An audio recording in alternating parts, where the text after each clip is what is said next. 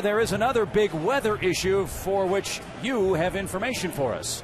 Well, thanks a lot, Chip and Ron. We're talking about the emotions and expectations. I'd like to talk about the elements. There's a very intense low-pressure system off the coast of southern Maine. Now, what happens in a low-pressure system is that it stirs the air counterclockwise. In this case, it is powering strong winds from Canada right down the Hudson River, right into New York City, specifically right through the South Bronx. You may not feel it on the field, but any ball hit up in the air is to get powered through these wind tunnels in left center and in right center. We've measured winds this afternoon and tonight between 28 and 41 miles per hour. The biggest gust was 44. Gentlemen, we could see some strange things tonight. Perhaps a tape measure from A-Rod, an infield fly rule that ends up in the stands, or who knows, maybe we'll see a Nick Punto home run trot. Chip? Well, this is Ronnie. The wind must be really blowing. This is the first time I've seen Craig Sager's hair move. Yeah, I tell you what, Jim Cantori's got to worry about his job. Great report, Craig, as we check out the Minnesota Twins starting lineup for Game 1 tonight. Denard Span leads off. Orlando Cabrera, so emotional after the Twins win last night. Then it's Mauer, Kadire, and Kubel in the middle of the order. Delman Young will be the Twins left fielder. Brandon Harris gets the start at designated hitter, with Matt Tolbert and Nick Punto hitting 8th and 9th for Minnesota. Huge game, quite obviously, for CC Sabathia, starting in the playoffs for the first time as a Yankee.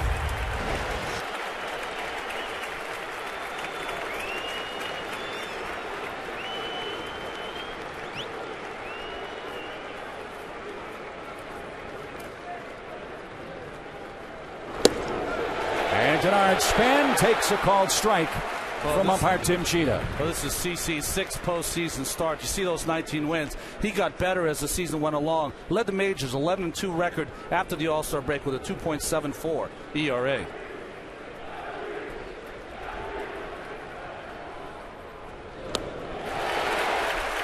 Well, the key for CC Sabathia, when you talk about a scouting report for him, is that he's got to command both sides of the plate, both the left-handers and right-handers, stay in the moment. In the past, in the postseason, he's tried to worry about the results than staying within the batter, and watch out what you wish for. When you sign with the Yankees, you wish to pitch in big games. Well, he's got big games now.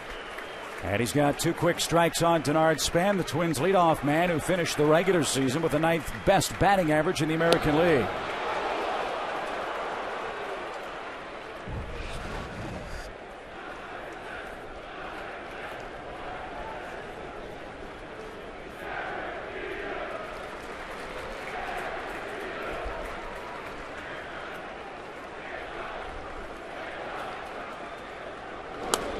You hear the Yankee fans with their roll call that is customary in this ballpark before the game, and this place is up for grabs. They are ready to see the Yankees begin a postseason roll tonight. Well, those are the bleacher creatures in right field, and no one has more fun than those crowd out there.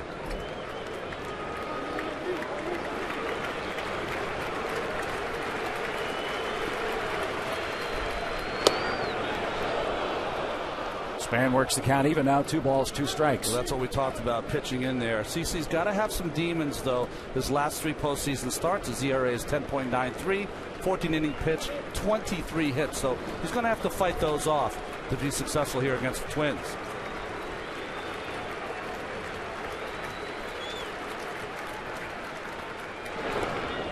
And from 0-2 now to 3-2 for Denard Span, who hit lefties very well this year for Minnesota. Then it's Orlando Cabrera and Joe Mauer in the top of the first. It bears repeating, the Twins got to New York 3:30, 4 o'clock this morning after all the drama and emotion of the game last night against the Tigers. Ron Gardenhire not at all concerned about that. He said when the club gets between the white lines, they'll be ready to roll. And that's a shot in the left center field, a base hit for Denard Span, and he's on his way to second base, and he will make it standing up. What an at-bat to start the game for Denard Span. Well, Denard Span was a first-round pick for this Minnesota Twins, and no other organization in baseball fosters their young draftees better than the Minnesota Twins. And on this 3-2 fastball, trying to get away, but CC did not want to walk him. Got a good part of that plate. Nice hitting by Span, going the other way with that fastball. So a leadoff double for Span brings up Orlando Cabrera. He ended the year with a 16-game hitting streak for Minnesota. And if you recall, when the Twins had so much trouble beating the Yankees in this ballpark in regular season play, it was in situations like this where Ron Gardenhire's club fell way short. I saw him before the game. I said, Orlando, you look tired. He goes, I am so tired. Is he going to be able to make it tonight? He said, I'm ready. I'm ready. Yeah. He is that kind of player. Yeah, when he came over, they thought they could get back in the race. When he joined the club, he made them believe that they could get back in the race. And he should really help the Twins, who were 4 for 38 with runners in scoring position in that May series here in New York. First chance for them tonight against Sabathia in the first inning.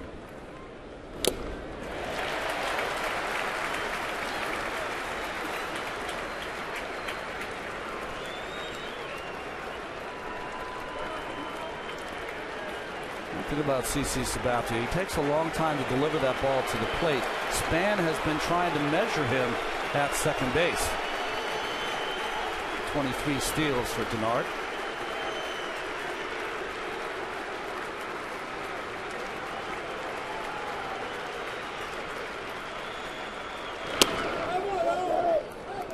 And was there a bigger hit in the game last night than Orlando Cabrera's 2-run homer? Well, off Zach Minor, a little hanging slider in the middle of the plate. And another big hit for Cabrera. Has been in the postseason now 5 of the last 6 years. That gave Minnesota one of many leads in that ball game. And the Metrodome magic was working in abundance. 1 ball, 2 strikes. And the first strikeout for Sabathia on the night. And it brings up Joe Mauer. Well, Sabathia right now, early in this game, has got a very good slider down and in. Used it here against Cabrera. Very unusual swing from Cabrera. A lot of times, hitters, Chip, will show you how good a pitcher's stuff is, and that is not a good swing by Orlando. So that brings up AL batting champ Joe Mauer, 365, his final season number. And as you heard Craig say, with the winds gusting way out toward right, as Billy Williams, the Hall of Famer for the Cubs, said, hit it high and watch it fly, if he can do that here.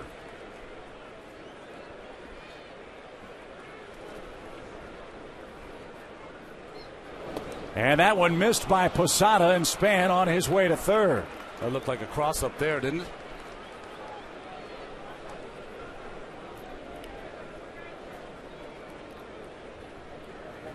So now a fly ball could put Minnesota in front. Breaking ball. He was really looking for a fastball, CC Sabathia, and they called that a pass ball on Jorge. That slider just did not break and fool Jorge Posada. So the Twins would love to take this Yankee Stadium crowd out of consideration early with a first inning run. And ball 2 off the plate to Joe Mauer. Well, first break here goes to the Minnesota Twins. And Ron Gardenhire's club. 8th pass ball by Posada this year.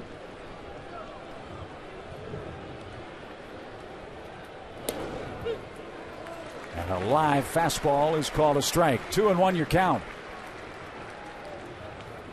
Yankees, as you know, head-to-head series with the Twins in regular season swept Minnesota. They won all 7 games.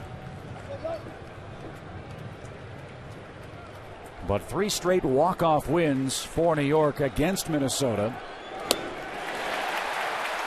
helped skew things in Joe Girardi's club's favor. There was 1 blowout game, but Ronnie, the Twins played them tough in 6 of those 7 ball games this year.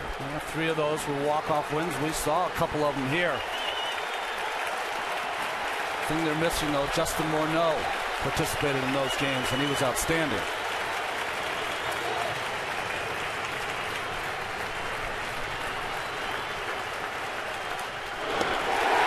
What a pitch. Runner at third, 2 outs.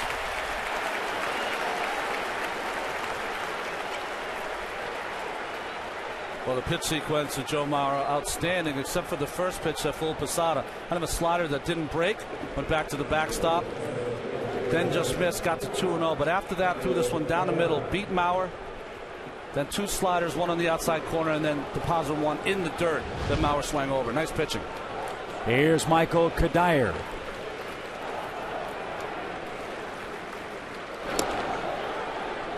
Kadire hit lefties very well this year with 15 of his 32 home runs. He's going to have a big series with CC starting in this game. Andy Pettit, of course, is going to get a start. Kadire's play is so important. It was Kadire who tripled in the 10th inning last night. That was the ball that was missed by Ryan Rayburn in left field in the Metrodome. And he came home on a Matt Tolbert hit in that 10th inning of play. So no more no, but Michael Kadire, who has been a huge team leader for the Twins.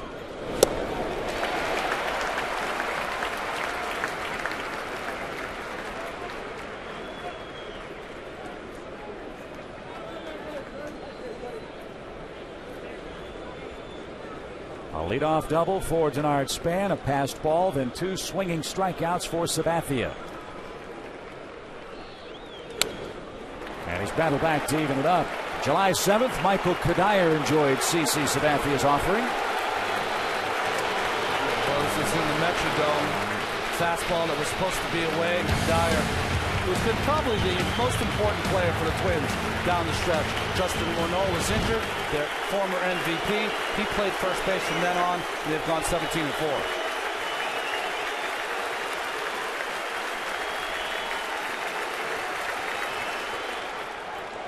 That one almost got by Posada. Full count, 3 balls, 2 strikes. When CC came to this team, they knew he had an outstanding fastball, 94 plus. Knew he had a great slider. What they did not know is how good his changeup was. That was the changeup right there. 3+ pitches for this guy with the heart of a lion.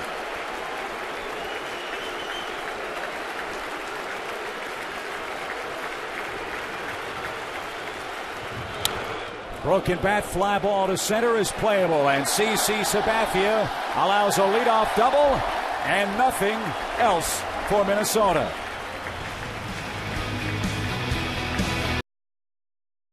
Johnny Damon in left field bats second. Mark Teixeira hits third over at first. Then it's Alex Rodriguez, the cleanup man. Hideki Matsui, the designated hitter. Jorge Posada, as we told you, behind the plate, with Robinson Cano, Nick Swisher, and Melky Cabrera rounding out this awesome Yankee lineup. Brian Duensing, 5-2 this year, takes the ball for Minnesota in Game 1 tonight.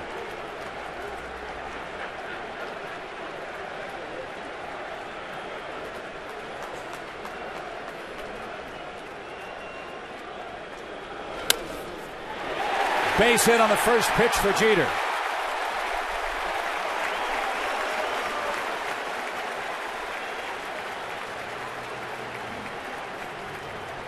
Jeter seemed to get a big hit every single time in Deep 1. As you see the numbers of Brian Duensing, and remember, he's had 15 relief appearances. He has been 5-1 as a starter. And the thing that Ron Gardenhire, when he did a scouting report, he pitches backwards. He'll throw a lot of first pitch breaking balls. Behind the count, he'll throw a breaking ball.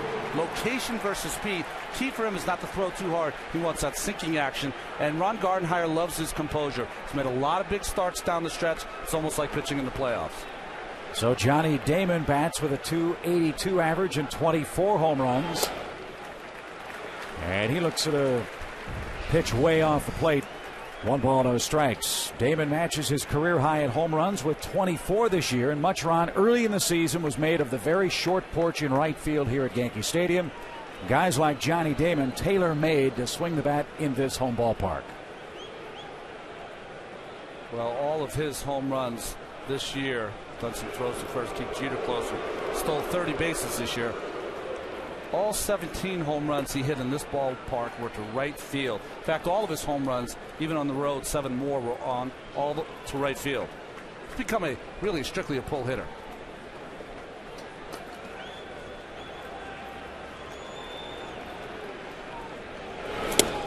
Full there, 1 ball and 1 strike from Duensing. 4th among American League rookies with a 3.64 ERA. And a 3rd-round draft pick back in 2005 by the Minnesota club.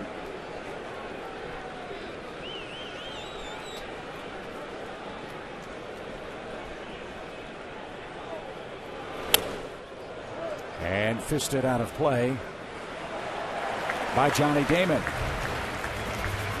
Well, you can see the hit chart for Johnny Damon. 33 hits to left field, 19 to center. Of course, most of his hits to right field. And remember, those 33 hits to left field, you say to yourself, that's not such a bad ratio, but most of those hits are singles to left. Doesn't really drive the ball to left field. 1-2 your count. Jeter at first. And he takes a shot toward left and keeps the at-bat alive. This Yankee club, 244 home runs. Amazing.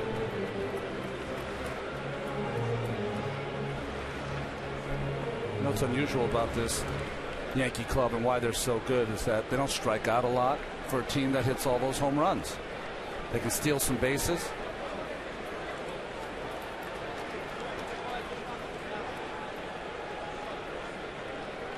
Short lead at first by Jeter.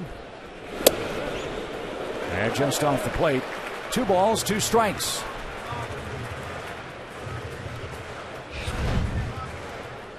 Well, those pitch tracks.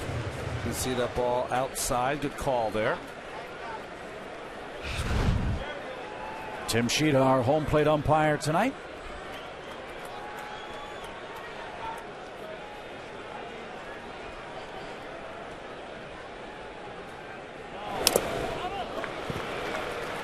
And Damon still alive. 2 balls, 2 strikes. And this American League Division Series coverage on TBS is brought to you in HD by BMW, the ultimate driving machine.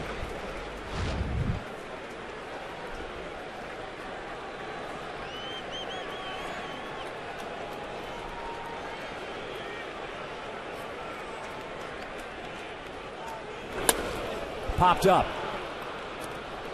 Nick Punto drifting back at second. Wynn plays a few tricks with that ball, but he hangs with it.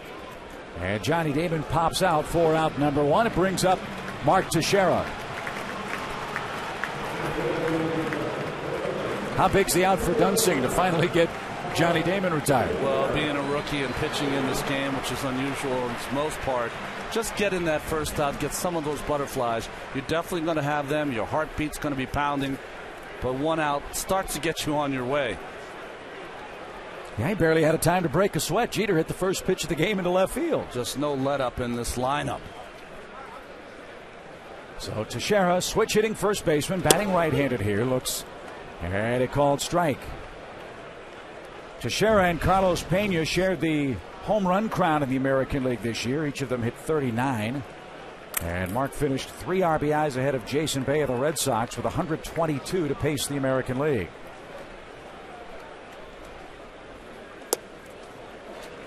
And it goes without saying, another huge pickup for this Yankee ball club, not just with his bat, but his leadership abilities. And they've raved from day one, Ron, about the way he plays defensively at first. Well, not only in picking up the ground balls, but picking up the errant throws that come from the infielders. He saved many errors this season.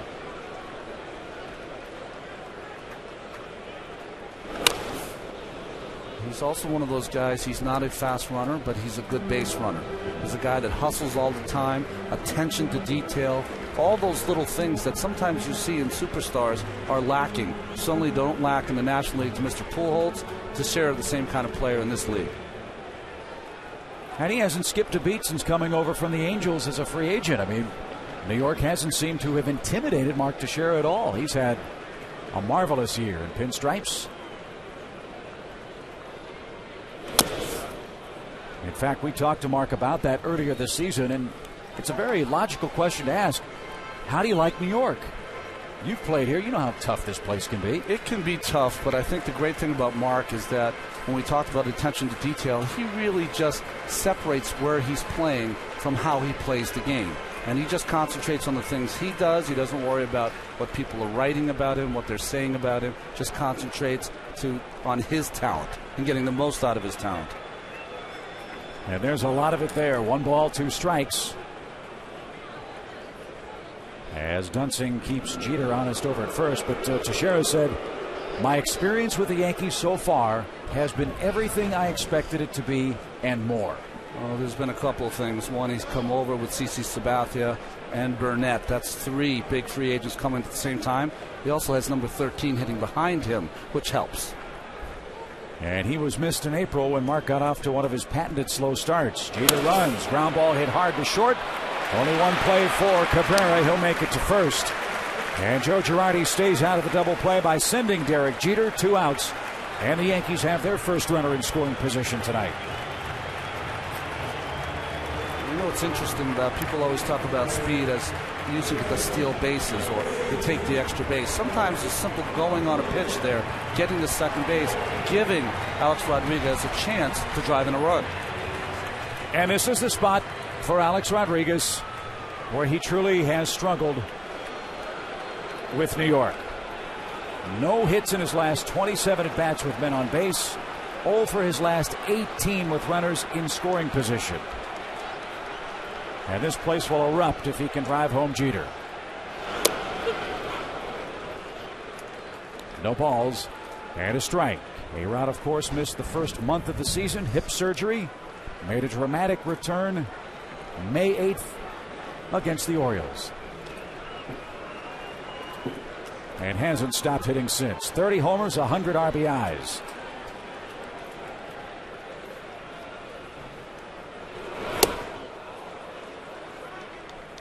Well, they had a tough loss the night before.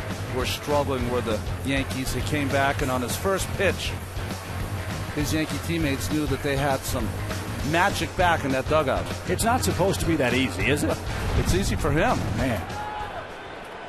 He had a huge final weekend for the Yankees. Nice round numbers. As he pops this ball up left side, will the wind blow that back into play? Heading over toward third is Tolbert. He'll have no chance. It's still 0-2. I think, though, this year, and we won't see what the numbers will be. We can't be prescient to know what's going to happen. But I think that this year is the first year that he does not feel as though he has the burden all by himself. He is surrounded by tremendous hitters in this lineup. And it's almost, they've had the attitude this entire season with all the walk-off wins and everything, that if I don't get the job done, the guy behind me is going to get the job done.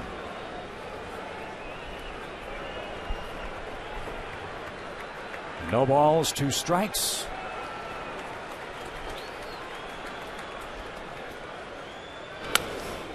And popped out of play, foul by Alex Rodriguez.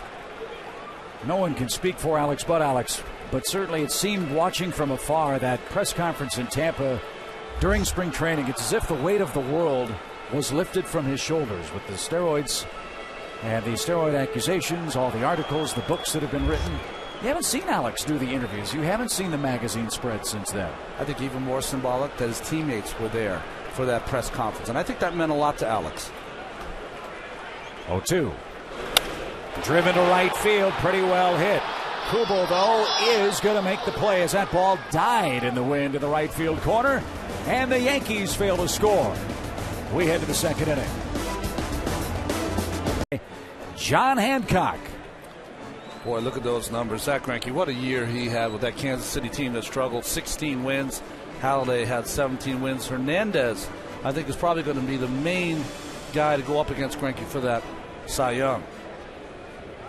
King Felix for Seattle had a spectacular year in the Pacific Northwest, as did Don Wakamatsu, their manager. And Jason Kubel leads off the second for Minnesota. He hit 300 this year, drove in 100 runs, also hit 28 home runs this year. Well, we're not sure who's going to win what, but I'll tell you one thing. Ron Gardenhire won the Manager of the Year last night. I mean, just amazing job he did down the stretch. Twins with their 5th division title since 2002 under Ron Gardenhire.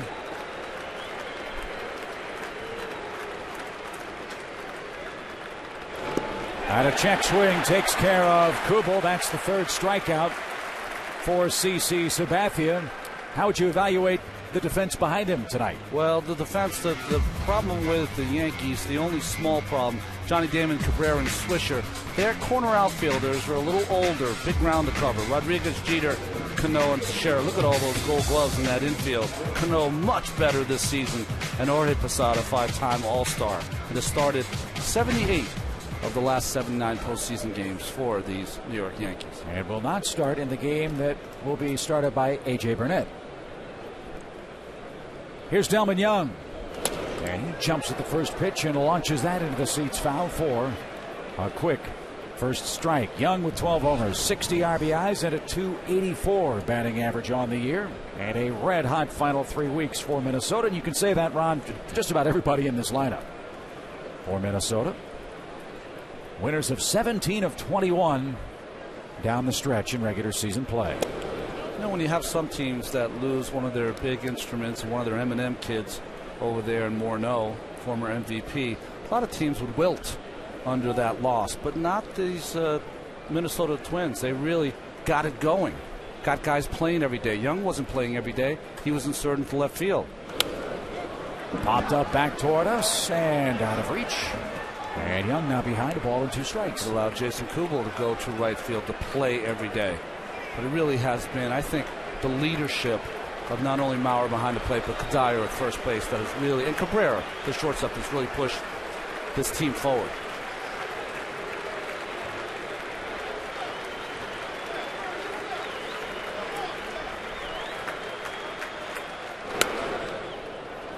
Out of play, foul by Delman Young, who the Twins acquired in that big trade with the Tampa Bay Rays that really worked out very well for Joe Maddon's club last year, with Bartlett and Garza being part of the American League Championship run that Tampa Bay put together. But this year it's Young who's enjoyed the hot start and the hot finish and is the man in postseason. Well, Bartlett had a career year this year. Maybe Garza might have moved one step backwards, or half a step backwards, maybe. But so did that whole Tampa Bay team.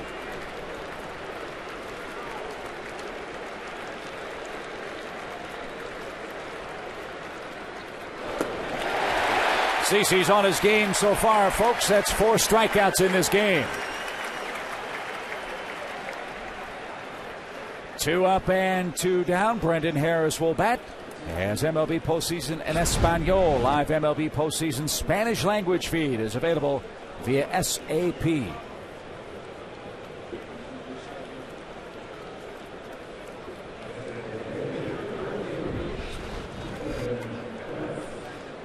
Brendan Harris getting the start at the DH spot for the Twins tonight. He had 6 homers and drove in 37 men. And jumps ahead, 1 ball, no strikes.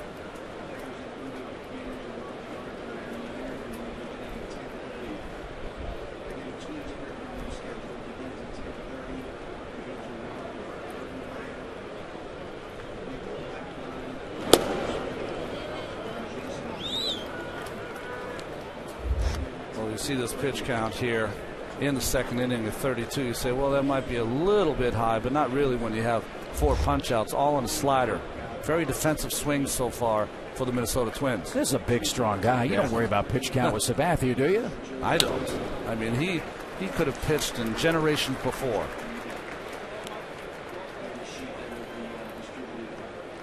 And Brendan Harris out of Queensbury, New York. A former draft pick of the Chicago Cubs. He's played in Chicago, Montreal, Washington, with the Reds, Tampa Bay, and now with the Twins. At a bouncing ball up the middle, a base hit with 2 outs. So Harris aboard for Matt Tolbert, the Twins' third baseman, and Sabathia to the stretch for the second time. Well, Ron Gardenhire with the pick to click. Last night, Jose Morales was the DH. He decided to go with the right-handed hitting Harris tonight and gets a base hit.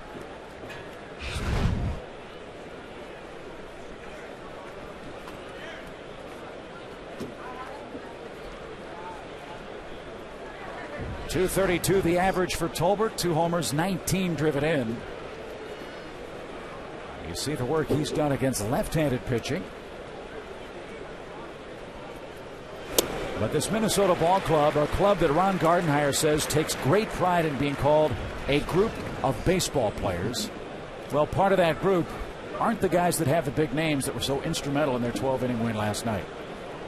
I mean, for Tolbert to get his 19th RBI and Casilla the 17th, it wasn't the big names that drove in the runs in that 12th inning victory. What a game that was, by the way. It was a pleasure to be a part of, no question. And really have to give some accolades to Jim Leyland's squad, who really played so well.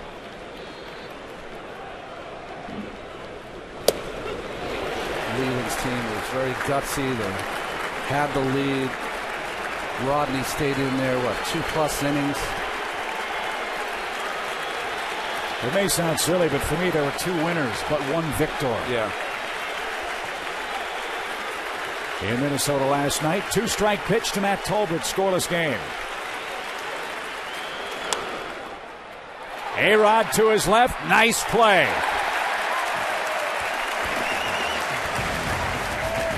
Minnesota retired in the 2nd inning. Coverage of this game and every MLB postseason game.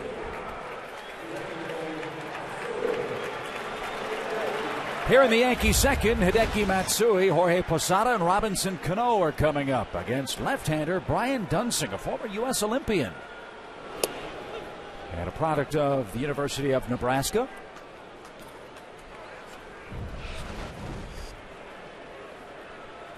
And he's ahead of Hideki Matsui.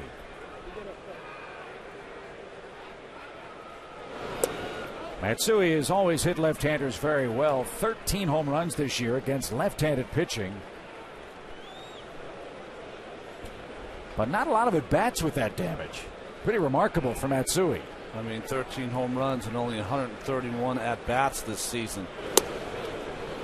He's learned to really adjust his stroke, his batting stroke for this ballpark. Really has. Just tries to stay in there a little longer, especially against lefties, and looks in to pull. Last year only had 1 home run and 108 at bats, so really struggled. 2 balls, 2 strikes. There was a stretch during interleague play this year where the Yankees had 10-12 games or thereabouts against National League teams on the road. And Joe Girardi was very concerned about how rusty Matsui would get because he didn't want to risk him injuring those balky knees running the outfield. That may have really helped have Matsui stay healthy this year. As a chopper hits slowly out towards second, Punta's got it. And there's your first out in the Yankees' 2nd. Back to the weatherman, Craig Sager. Well, Chip, we were talking about the elements. The wind has died down a little bit from earlier this afternoon. How do I know that? Well, I climbed to top the old Yankee Stadium and pulled down the weather vanes. This used to be on the foul pole. Last year, 160 home runs hit in the final year of the old Yankee Stadium, 237 here in the new Yankee Stadium. By the way, you can make a bid on stuff like this, or you can do like I did, just climb up there and take your own. Chip? Yeah, but is that going to fit in the overhead when we head back to Minneapolis for Game 3? And by the way, I see security moving towards Craig as we speak. Either for that or for that jacket. I'm not sure which. Here's Posada. And a quick strike to Jorge Posada. 0-1 the count. It's pretty funny. He's talking to Ron Gardenhire today and Rick Anderson about Duensing. They were saying that only time he gets out of sorts when he throws 93, 94 miles an hour. They'll like him around 89 or 90, really putting a little sink on the fastball and really trying to get ground balls, pitching inside, outside, using his good breaking ball.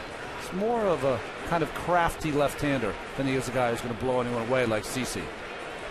He's 6 years older than Rick Porcello of the Tigers last night, but you know the Minnesota Twins would love this rookie starter to take the game as deeply as Porcello did in the Metrodome in Game 163.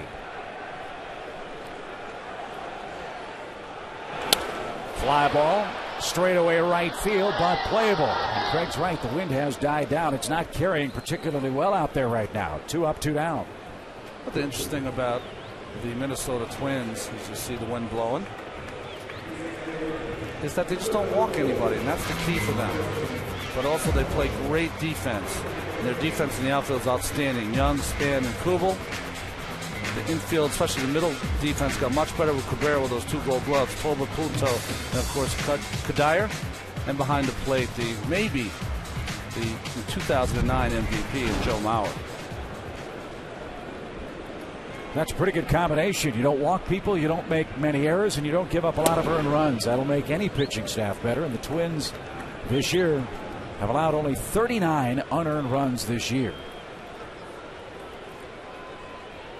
All part of the way the Twins expect their players to play baseball. Swing and a miss to Robinson Cano. Yeah, they do. I think they don't have a manual out, but they really do have a Twins kind of way of playing. And like you said, as far as pitching, see Cano's numbers. As far as pitching is concerned, they don't walk people. They don't beat themselves. And that's really what you have to watch out for here in this ballpark that has played small so far this year.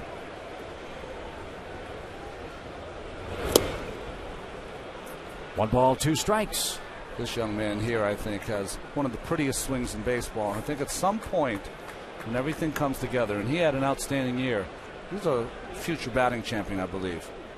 He's improved his defense last year. He tended to get, well, maybe lazy would be the word, out there at second base and giving Girardi fits. But this year he's come in and just totally been different. He's worked hard on defense. He's very talented, great arm. But it's his offense that you really rave about. Just a beautiful swing. Struck him out looking on the inside corner. And Robinson Cano can't believe it. Brian Duensing has his first strikeout in tonight's game. And our scoreless duel moves along to inning number 3 in Game 1 in New York. By Blackberry, the Minnesota Twins, the champions of the American League Central, meeting the AL Eastern champion Yankees tonight in Game 1 here at Yankee Stadium. Getting the sense, Ron, these two clubs are kind of circling around the ring, just getting a sense of what each can or can't do in the first couple of innings so far. It's a little bit of a rope-a-dope here, right, in the first couple of innings. And it kind of makes sense. You know, you got a team that arrived at 4 o'clock in the morning last night, the Twins. The Yankees, who really have wrapped up their division early, trying to get back into it here. No, and this is a huge game for them. Nick Punto leads things off for Minnesota. Joe Girardi and his coaching staff watched the proceedings last night in their entirety in a conference room here at the ballpark. And what was so funny, he said, was one team would take the lead. You'd think, all right, let's get the reports prepared for that club. Right? Then a tie, and the other team would leapfrog in front. It made the night very long for the Yankees, too, even though they were sitting and lying in wait here in New York. Girardi's staff has done a nice job this year. It was interesting. He had some comments about when you go to the postseason, one of the things he's trying to remember is that you just want to do what you did all season long. Don't reinvent the wheel. Don't change what you've been doing all season long. And what a thrill it has to be for that man to see his Yankee club win 103 times, pile up a gigantic lead over the Red Sox, and manage the first postseason game in the new home of the Yankees.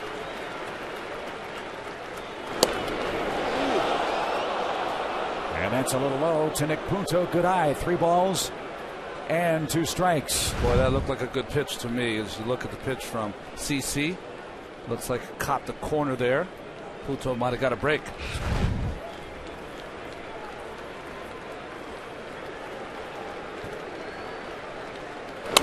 Ground ball up the middle. Cano can't get it. And instead of strike 3, it's a leadoff hit to Nick Punto. Well, the Detroit Tigers, Ron, said in Game 163 that not many people gave them much of a chance in their matchup at the Metrodome. The same could be said of the Twins in this series. The big-budget Yankees, the small-market Twins, and I thought Ron Gardenhire had a great perspective on that. Yeah, using the billfold that maybe his players don't make as much as the Yankee players, but when you read this quote that he says we have a bunch of baseball players, well, obviously the Yankees have a bunch of baseball players, but what Gardenhire means by that is that he's got the guys that go after it, gritty kind of players, gutsy kind of players that really kind of bite onto your pant leg and don't let go. Yeah, Ozzie Guillen, the White Sox manager, calls the Twins the piranhas. With good reason. They just take little bites out of you, and at the end of the game, you look up and say, how did that happen? Yeah, you're bloodied.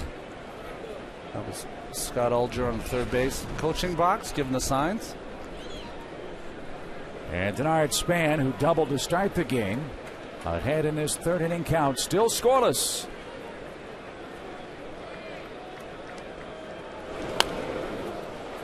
But it's one thing to spend money. It's another thing to win. And that's why this is such an important season for the New York Yankees. I firmly believe they gave Joe Girardi number 27 for a reason. They've got 26 championships. And with all the cash they spent on Teixeira and A.J. Burnett and CC Sabathia this offseason, as we talked about in our open, the expectations for the Yankees are awfully high. You know, they've never changed, though. I think one of the keys for them is that any free agent that comes here, and they've spent a lot of money, and that gets bandied about for the most part. But every person that signs here knows what they're buying into, and they're buying into the Yankee way. And as a free agent, you're coming over here, and you are going to play in postseason, and you're going to produce in postseason. The problem is, what if you don't?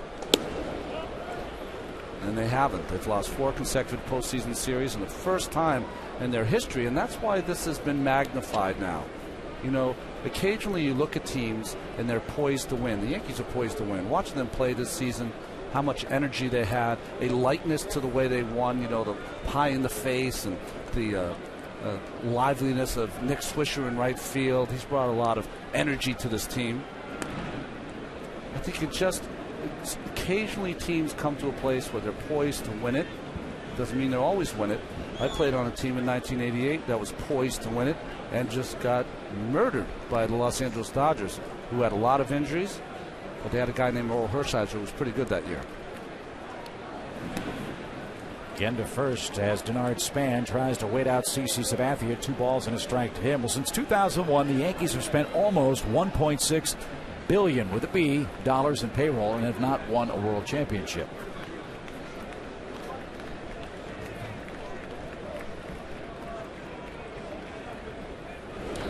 Slap toward third. Alex Rodriguez had it played beautifully, and what a turn. What a turn by Robinson Cano at second. 2 out.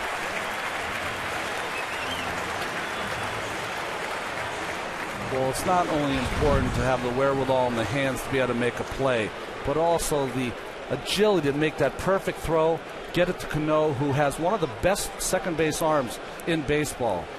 Makes it easy, waits a second there for Cano, makes the perfect throw to him, and of course easy, using that bag as a blocker against Punto, could not get to Cano.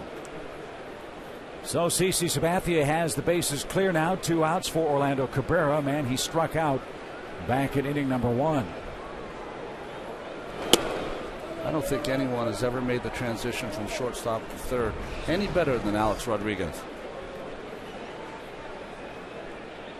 I mean, he was in perfect position. Just field the ground ball and start the 5-4-3 double play. But he has a great feel for the game. You saw that toss, took a little bit off it. They had allowed Cano to get to that bag and just boom, boom, on time, get that ball to first base. You'll see a lot of third basemen rush that throw, and it really handcuffs the second baseman. Not with Rodriguez. And that's something else Ron Gardenhire alluded to in his pregame press conference with the media before Game 1. For all the flash and dash and the big names and all that comes with being a New York Yankee, he also said they're the most professional team you'll ever see. According to Ron Gardenhire, they do their work. They play the game the right way. They don't get enough credit for that. All the talent in the world isn't going to win you 103 unless you play the game the right way. And the Yankees certainly have done that this year. 2 balls, 2 strikes. And this big guy has had a big part of it, CC Sabathia. He came in with a big contract. He didn't act like he had a big contract. He came in as one of the guys. When he's not pitching, he's on the bench cheering for his teammates. You don't always see that with big contract players. And look at the late swings these Twins are getting against him here in the 3rd inning.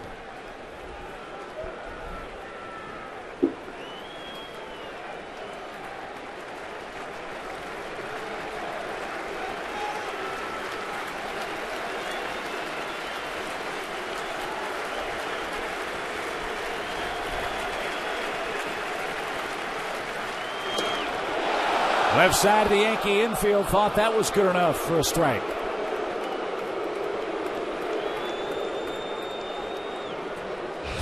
Well, I thought that Tim Cheetah missed the last one that caught the corner, but no, he gets this one right here, just off the corner.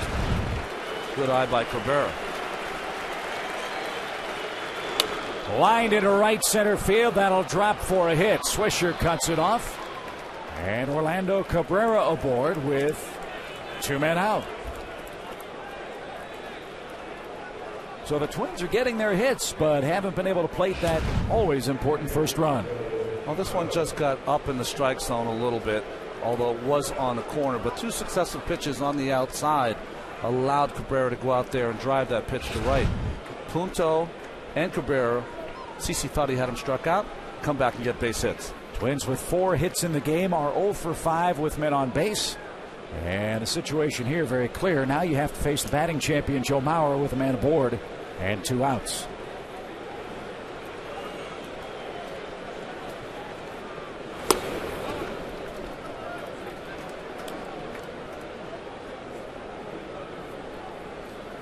You always think of Joe Mauer as a left-handed hitter, that he's the kind of guy that got to watch out for that short porch. But Mauer has power to all fields. So if you try to pitch him just away, he'll take you to the opposite field with power. We talked earlier about what Alex Rodriguez did for the Yankees against Baltimore. Well, Joe Mauer missed the first month of this season with a sacroiliac joint problem in his back. And like A-Rod, he too homered in his first game back. That came against Kansas City. And Mauer finished the year with 28 home runs despite missing a month too.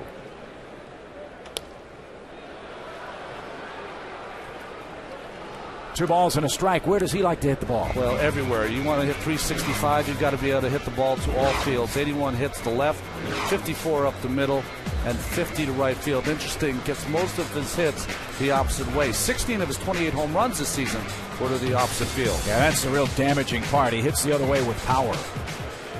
And is ahead in the count with Sabathia. 2 balls and a strike.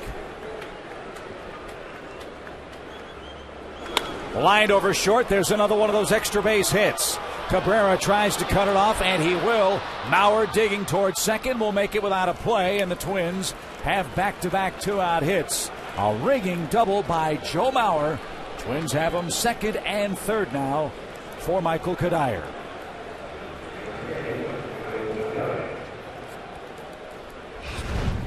Well, again, a fastball on the outside part. Caught more of the middle and up from CC. Nice hitting by Mauer, who's one of the best in the game. 3 batting titles now on the back of his baseball card. And it's these at-bats for the Twins. If they are going to have a chance to take down the Yankees in this 5-game series, they're going to have to get these 2-out hits. They did not do that in the series here where the Yankees had 3 walk-off wins. They're going to have to do it if they want to stay in the series here. So Michael Kadire, 10 homers, 29 RBIs in regular season play since September 1. And a blue pit to right field will score the game's first run. First and third for Minnesota on a base hit by Michael Kadire. And the Minnesota Twins, with 3 straight 2-out hits, take an early lead.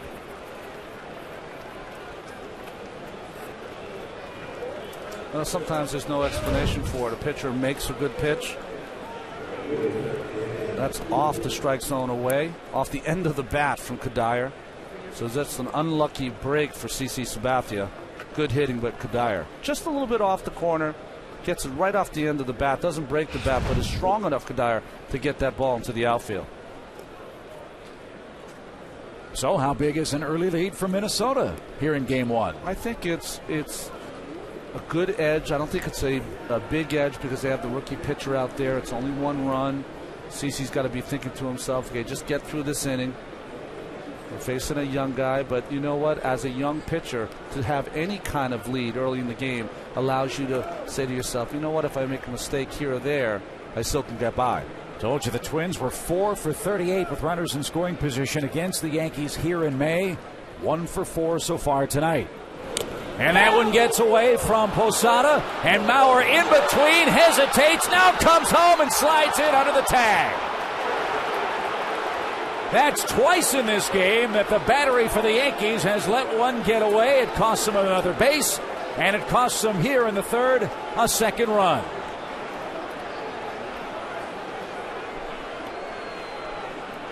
The Yankee fans are aghast here. First pitch fastball up in the strike zone, and it just gets through Posada. You know, really the only controversy we've heard in the last week. Posada goes after it, then takes his eye off the runner Mauer. As soon as he did, that's when Mauer took advantage of Posada going after the out. Watch, he takes his eye off him there. That's when Mauer decides to go. And it took him 2 moments to decide, and that nearly cost him being thrown out at the plate. And so already in this 3rd inning, what has been a very big story in New York concerning Game 2 is going to be a very big story in Game 1. The Jorge Posada, Jose Molina catching controversy, if you will, in the next game here in New York. 2 balls and a strike. Molina's going to catch A.J. Burnett. Posada obviously wasn't happy about that. Like any great player, he wants to be in every meaningful game if he can be. 62 total for Sabathia so far, 25 though in this inning. I think you're right, Chip. I think it's very difficult for Posada, who's a very, very proud player, as that ball was fouled off, of course. Very proud player. Well, you know, if you look at Posada, he's tough, he's gritty. You know, even though Jeter's the captain, he's captain-like in the way he plays. But at some point, people in the organization, and maybe A.J. Burnett, starts to feel more comfortable with another catcher. Sabathia takes care of Jason Kubel, but not before the Twins pick up 4 hits in the 3rd inning. 3 hits with 2 outs, and a big pass ball brings home Joe Mauer after a Michael Kadire single to right. Minnesota scores first. They also score second and lead by 2. Lead heading to the bottom of the 3rd inning with Nick Swisher coming up for the Yankees, then Melky Cabrera, then Derek Jeter at the top of the order. Brian Duensing, very effective so far after that Jeter hit, has set down 6 Yankees in a row. This will really be his most important inning, though. You like to judge your starting pitcher in shutdown innings. What does that mean? After his team has scored, what's his ERA in that next inning against that opponent? 1.26 for Mr. Duensing, who has faced the Yankees before in regular season play and did not fare real well. He walked 4 men in 2 2/3 innings and gave up 4 earned runs. But an early lead for him, and he's moving the ball in and out, up and down, and has Swisher behind in the count. You know, in some ways that might have been the best thing for him, not to give up the 4 walks and the runs, but to just be on this mound one time before he had to make a start and pitch in front of these New York fans. And that appearance was in relief for Duensing, not in a starting assignment for Minnesota.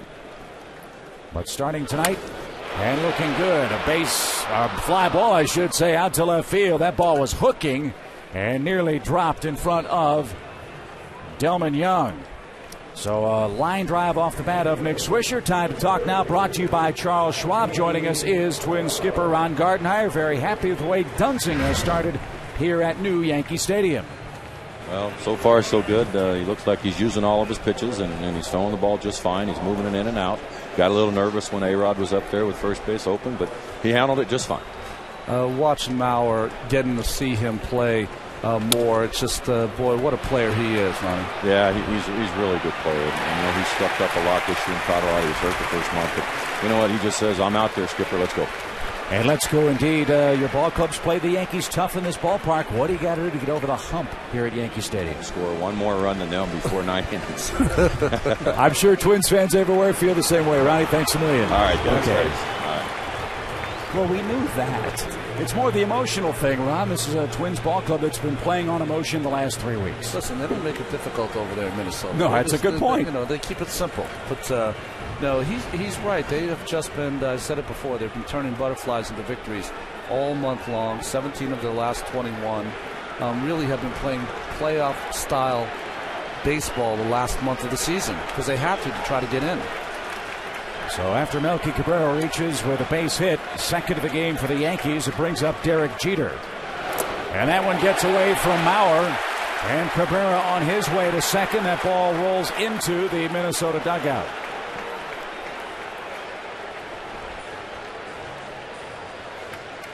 So a second Yankee runner in scoring position in tonight's game.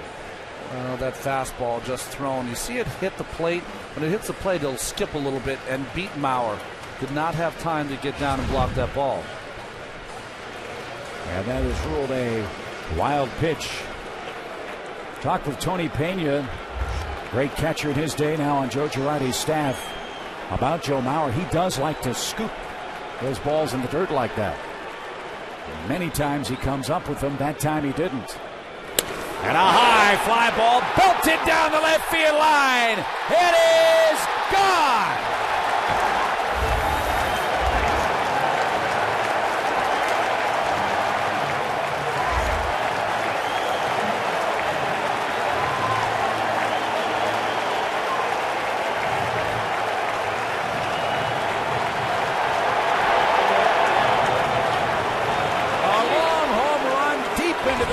Night for Derek Jeter. Well, he's not supposed to amaze you by this time with his timely play, but he seems to get all the big hits. Got a hanging slider there from Brian Duensing and wrapped around foul pole.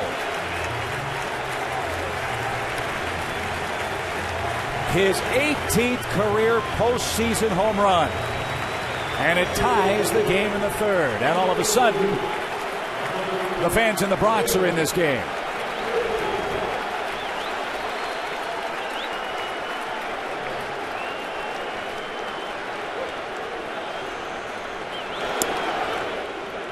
And a strike to Johnny Damon.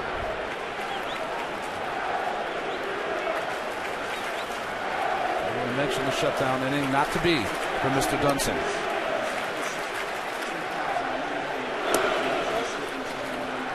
And that's a little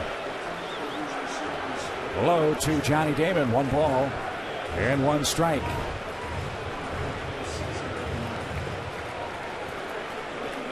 It has been a magical year for the Yankee shortstop. And that ball slapped into left field. Young plays out on a hop.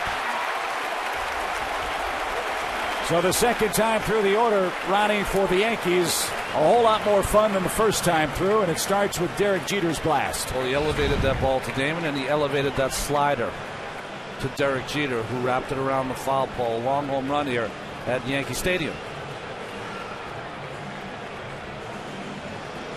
And again, this pitch up, we talked already about Johnny will get his hits to left field. Doesn't really drive it with power, and that ball fell in front of Young as Rick Anderson comes out to the mound to talk to this young left-handed starter. Is there a ballpark in the American League that is less forgiving of a club that does not execute its pitches than this one with this lineup? With this lineup, I think that is the key, is that you never have a let-up. And a lot of lineups you can look at it and say, I don't want this guy to beat me. Well, with the New York Yankees lineup, it's a multitude of guys, maybe 3 or 4 or 5 in the lineup, and that's the problem. So you really have to execute. You have to let them put the ball in play, but you got to keep it down. Duensing has not been able to do that this inning. 7 of the 9 Yankee offensive starters have 20 or more home runs for Joe Girardi. And now you're in amongst the big boys. Here's Teixeira. Mark hit a rocket to short and was retired his first time up. Also, don't forget about the intelligence of this lineup. You know, they will make adjustments after their first at bat. They're sitting on that dugout step, sitting on the bench with each other, talking about what Duensing has, what they saw, what speed they thought it was. Is it breaking down? Is it staying straight? All those things, they'll make adjustments, as you can see, continuously throughout the game.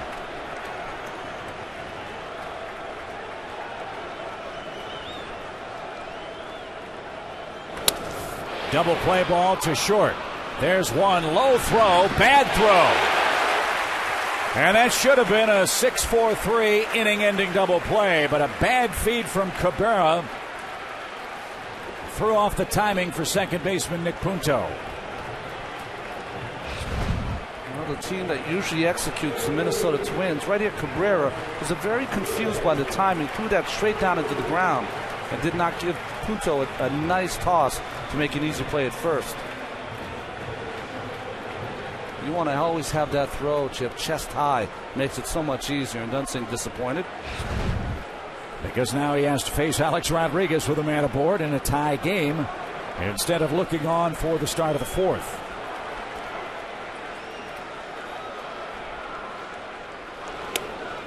Alex flied to right with Derek Jeter at second base in the first inning and has the second longest run in a tie with Barry Bonds for the longest postseason hitless streak with a runner on base. He's 0 for his last 28. Walt Weiss holds that record. He's 0 for 35.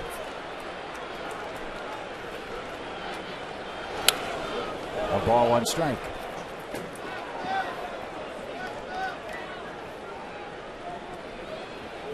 There's a guy that doesn't get in the slump very often. Slump-proof swing for Derek Jeter. Stays inside the baseball as good as anyone's ever played this game.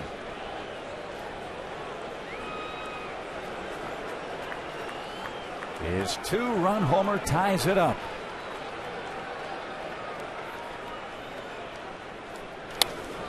And Rodriguez pops it out of play and is now behind in the count. 1 ball, 2 strikes. Pitch count is pretty good for Duensing. 35 strikes to ball ratio is outstanding. At the conclusion of this 2009 regular season, Alex Rodriguez, 553 career home runs, 2,404 career hits. And takes high, 2 balls, 2 strikes.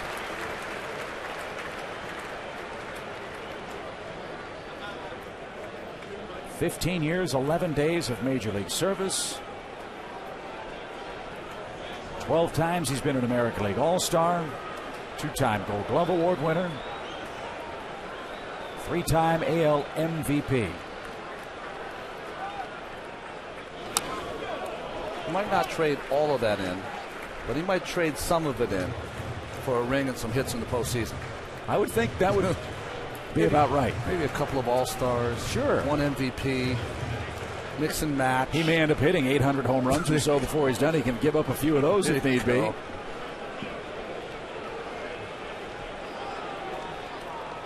But he's tied Mark McGwire on the all-time Major League Baseball home run list. And no signs of slowing down in 2009. But his struggles continue with men on base as Duensing strikes him out. But Derek Jeter's 2-run homer down the left field line electrifies the New York night. 2-2 your score after 3 at Yankee Stadium. Lopez tonight, weeknights at 11:10 Central, starting November 9th only on TBS. This Yankee crowd was awakened by Derek Jeter's home run to tie things up. Now Delmon Young starts off the Minnesota 4th.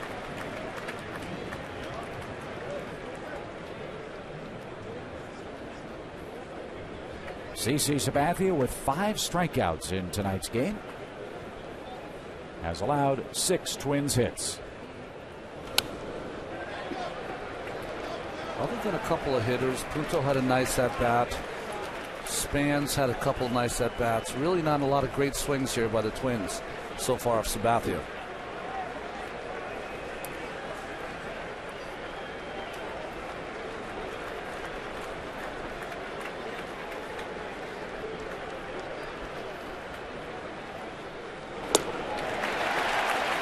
Three pitches takes care of Delmon Young. 6 strikeouts for Sabathia. Time again to talk, brought to you by Charles Schwab. Joining us is Yankee skipper Joe Girardi. First playoff game in the new home of the New York Yankees, and Girardi thrilled to be the skipper. Extremely blessed, Jeff. You know that you're fortunate when anytime you get to put on this uniform and to be the first manager here at this uniform and to be able to do it during the first postseason game is pretty special.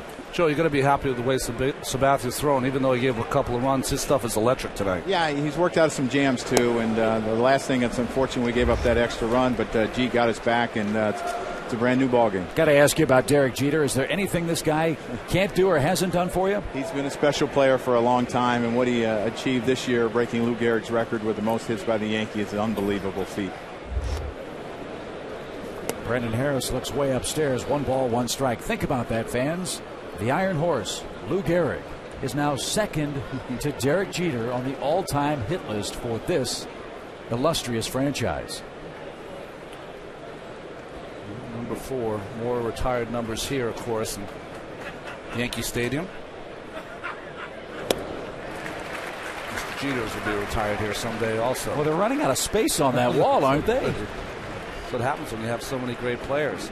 You know, I won't remember him as having the most hits, though, by Yankee. I'll remember him for his play in the postseason, his attention to detail, his hard play, running everything out, playing the game the way it used to be and playing the way the game should be played. That's what makes him special.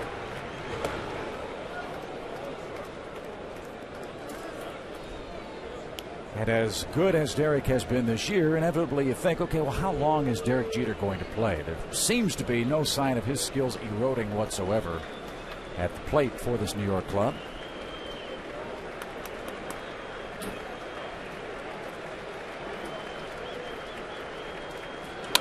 As Brendan Harris skies one to center, that's playable for Melky Cabrera. He's got it. And there's your second out.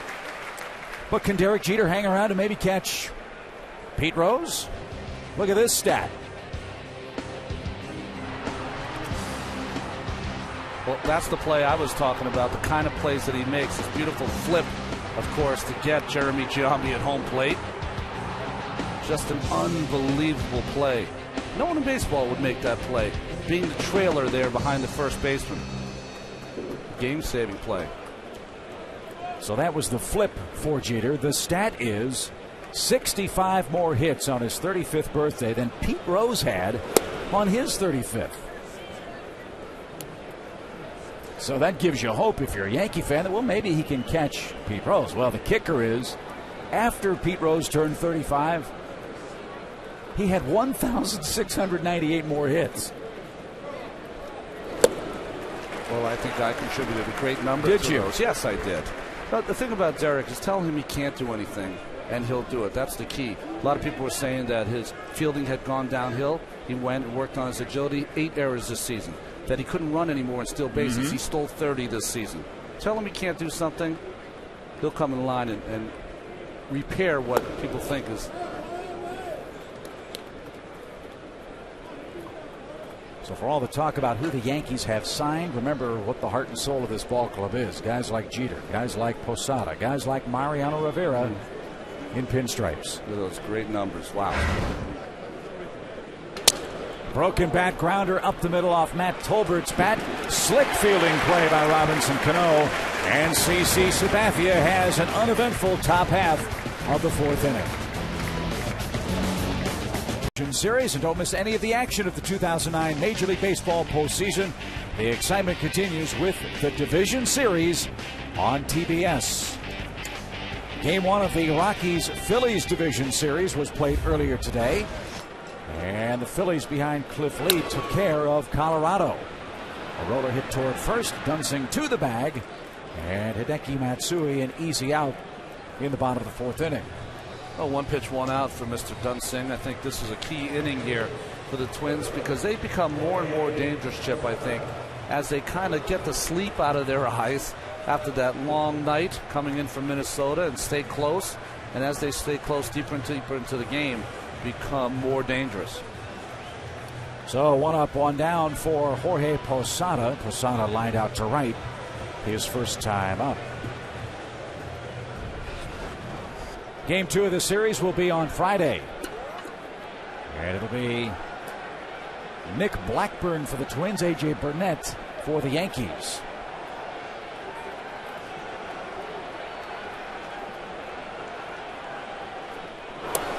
And Duensing misses low. Andy Pettitte will pitch Game 3 for the Yankees. The Minnesota Twins don't know right now whether it'll be Carl Pavano or Scott Baker, who started, of course, yesterday's ball game.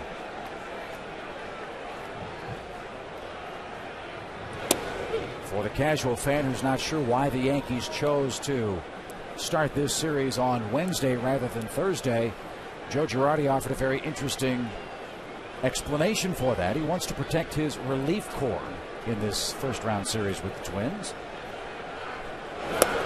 Protect them by giving them extra rest, right. But even more importantly, you can go a little deeper with a guy. If you came in with, say, a Phil Hughes, you can maybe get an inning and a third out of him instead of just a straight inning with the day off tomorrow. And then, of course, the day off to travel to Minneapolis for Game 3 of the series. So we'll see how that works out for both these ball clubs. And whether it's an advantage or disadvantage or not for the Twins, nobody really knows. We've talked all night long about the emotional high that they've been on. You've been on teams that have had those kinds of roles. Players will tell you the last thing they want to do is have a day off when you're rolling like Minnesota's been. So we'll see what gives tonight. 2 balls, 2 strikes. I know a lot of people were asking Ron Gardenhire if they're going to work out tomorrow. He said, no way. I want my players to sleep. Well, that's tough. This is the city that never sleeps. Hopefully they'll be able to rest up, though, for game 2. 2-2 score. And a 2-2 pitch popped up. Into shallow right field. That's going to drop. And a blue pit for Jorge Posada. Puts him aboard with 1 man out.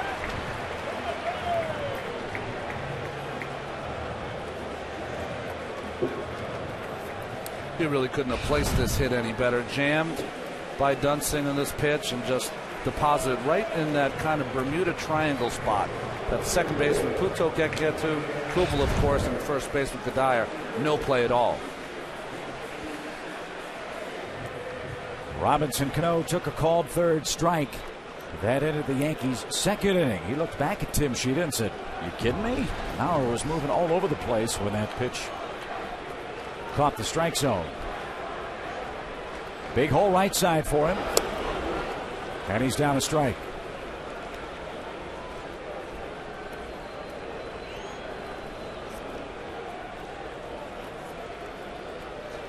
Interesting, Ron Gardenhire said that most everyone in his bullpen is ready to go tonight. Joe Nathan had to get 5 outs in last night's ball game.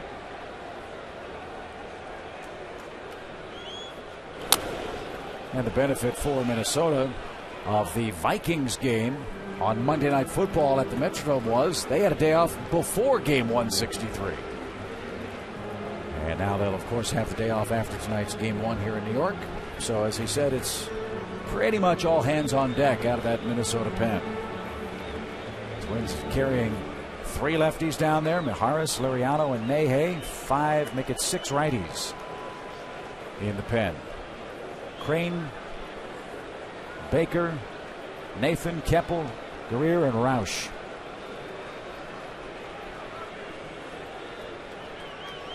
And out of play foul, still 0-2.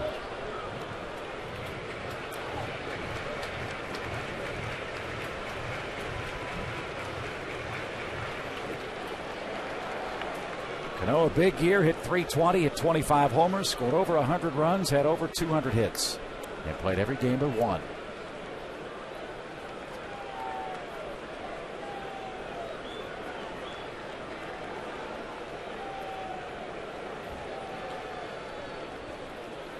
It's an interesting thing about the postseason, though. All of those stats are washed away. Start over. And the Twins certainly happy about that when it comes to playing in this city, head-to-head with the Yankees. Well, at least playing here in postseason as opposed to regular season. In the regular season under Ron Gardenhire, the Twins have only won 3 games out of 26 played at either Yankee Stadium. But in the ALDS at New York, 4 games, Twins have won 2 of them. And they won the first game of the 2003 and 2004 ALDS here in New York, and they would love to do it here in 2009.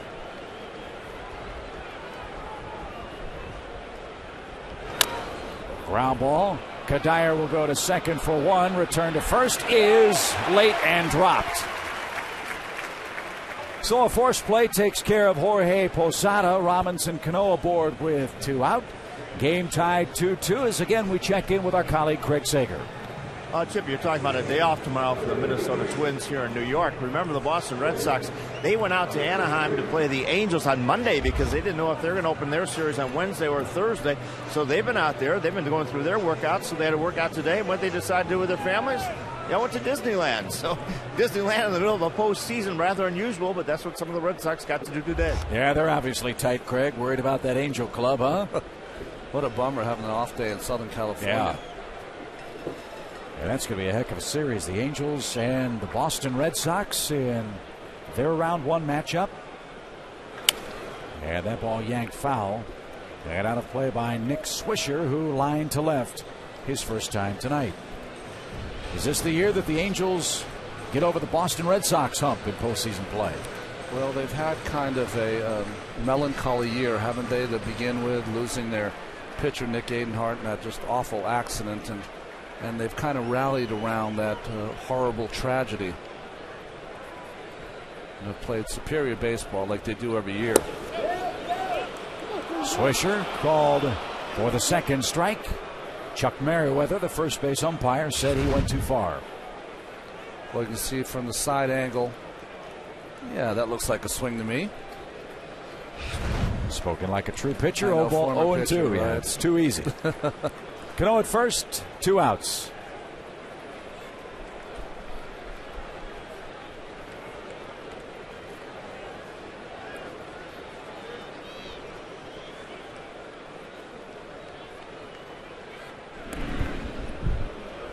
Swisher, one of 4 Yankee switch hitters in tonight's lineup.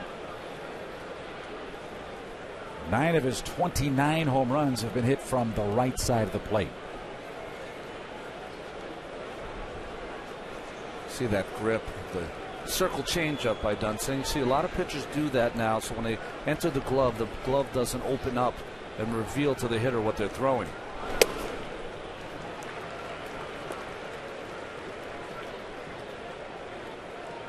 I know you hate to give them credit, but hitters are pretty smart. They can pick up even the tiniest of movements to determine what a pitcher's throwing. They really can, so you have to really be stealth as a pitcher so you don't give it away. And plus, if you get that grip, you always have the same grip every single time, which is good to keep that consistency. Grabbing a fastball or your breaking pitch is so easy for a pitcher. It's natural. Just missed a little low. And the count even 2 balls, 2 strikes. Cabrera waits next. And Duensing, as we've said, this Twins ball club, Ronnie, preaches throwing strikes and pitching to contact. Working quickly, keeping your fielders involved in the ball game.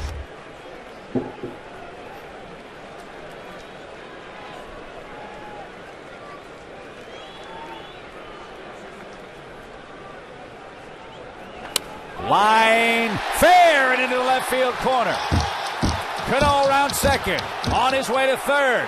They're going to wave him. Relay throw to the plate is up the line, and the Yankees take the lead.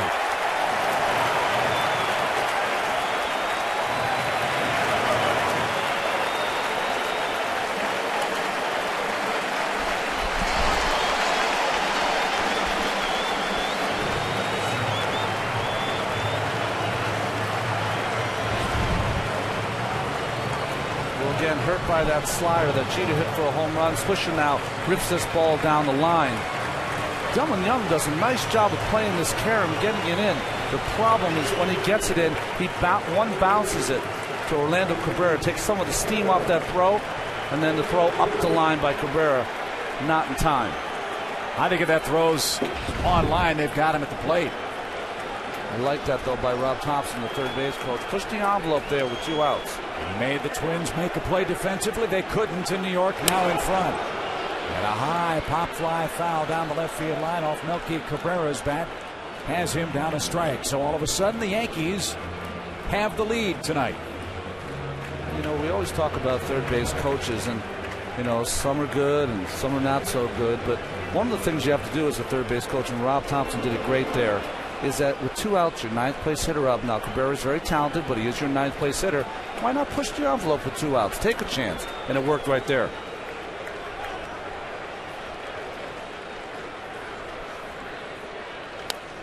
Oh, 2. What the third base coach is always counting on their chip is that it's got to be almost perfect. Duensing Young's got to play that carom perfectly, which he did. He's got to make a perfect throw to Cabrera, which he didn't do. One hopped it. And then Cabrera's got to make a perfect throw to home, which he didn't.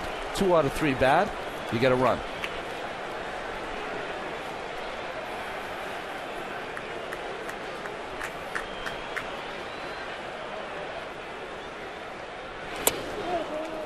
And Cabrera swings and misses, and that retires the side. But the Yankees get a big 2-out hit. This one from Nick Swisher. A double down the left field line. And the Yankees wave home Robinson Cano and take the lead. A shutdown inning for Brian Duensing.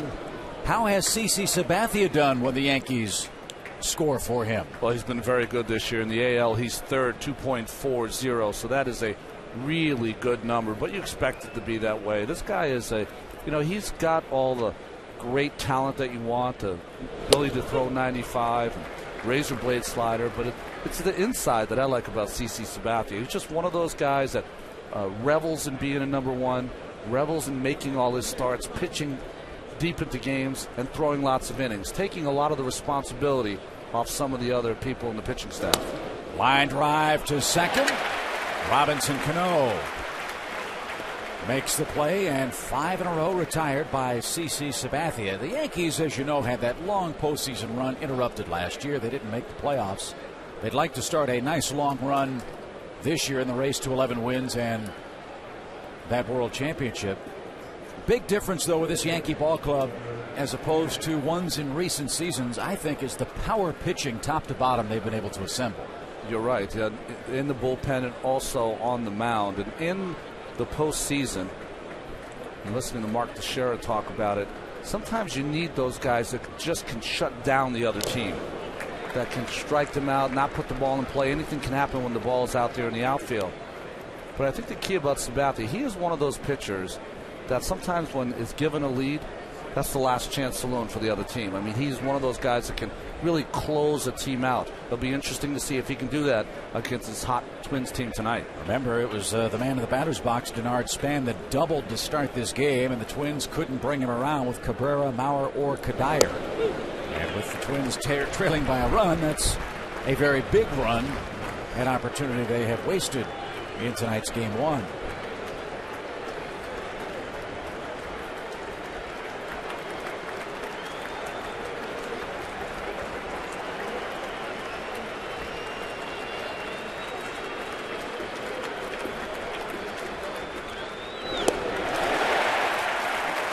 Seven strikeouts for Sabathia. When CC is ahead in the count so far, his slider has been electric. Got ahead of Denard Span. He has the ability to span that strike zone, throw that down in the strike zone, swing it over the top of it to Span. No chance. So 7 strikeouts for Sabathia, new postseason high. 2 outs for Orlando Cabrera, who has struck out, singled, and scored. You know, he wants to get Cabrera here and worry about Mauer with the bases empty in the 6th inning. And a ground ball past Derek Jeter, and he will go to the stretch with a runner aboard and 2 outs. Another 2 hits by Cabrera, who just is the Energizer Bunny when he is in there. He has brought so much confidence, so much energy to this ball club. He's been a tutor for some of the younger Spanish players. He's just a winner. He's been a winner any place he's gone. Boy, it looked like ultimate cage fighting in the Twins dugout with Cabrera and Joe Nathan celebrating the big plays late in the ball game last night. Boy, were they pumped up. And now we'll see what Joe Mauer has in mind. 1 for 2 is he with a double. He had a run scored on a passed ball tonight. There have been 2 of those from Jorge Posada. The second of them gave Minnesota a 2-0 lead.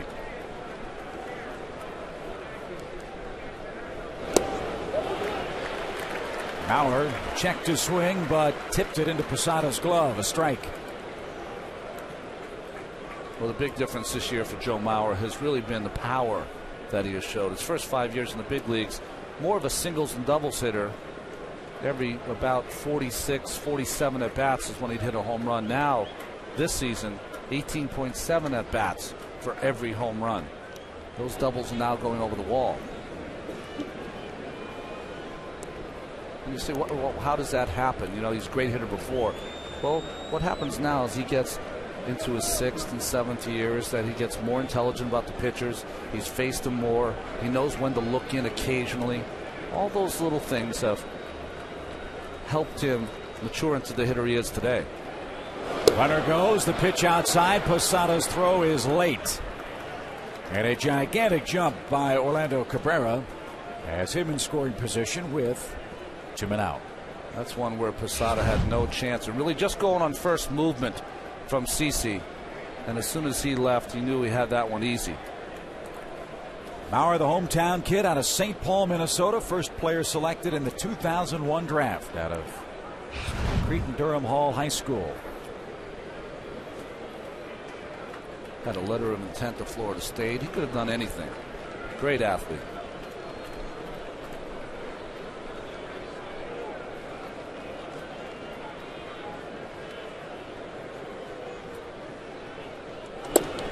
Buzzed inside, ball two. 2 balls, 1 strike. You mentioned the ability of Maurer to hit the ball the other way. He can hit the ball the other way with power. He can turn on a ball and hit it out to right field. He hits lefty as well. He hits for power. He hits for average. And a 6'5" catcher. Remarkable production in the most demanding of positions. As a plastic bag, I believe, in front of the plate will be grabbed by Tim Sheeta, and that'll give Posada a chance to talk things over with CC Sabathia. I mean, that's pretty interesting here. After the steal of Cabrera, 2-1 count. You never would want to pitch around Maurer, but it gives CC Sabathia, if he wants, a chance to try to get Maurer to go outside the strike zone. If he were to walk him, then he can go after Kadire again. But Kadire, again, we've said, is going to be the big reason here in this series if the Twins are able to prevail.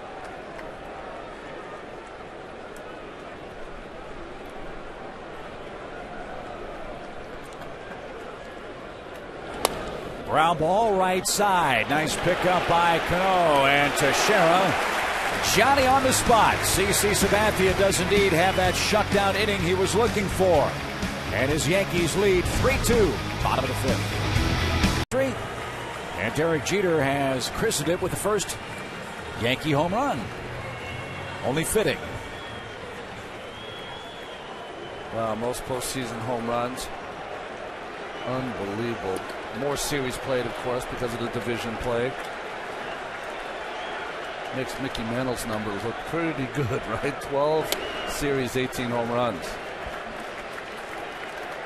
And so Derek Jeter starts off this bottom of the 5th inning. A single on the first pitch of the game and a 2-run homer down the left field line that tied it at 2. And here is that 3rd inning blast. Well, the Twins have scored 2 runs, and it always seems that when the opposition scores a couple runs on the Yankees, they come right back, and usually Derek Jeter's right in the middle of that, and he was there with a 2-run home run.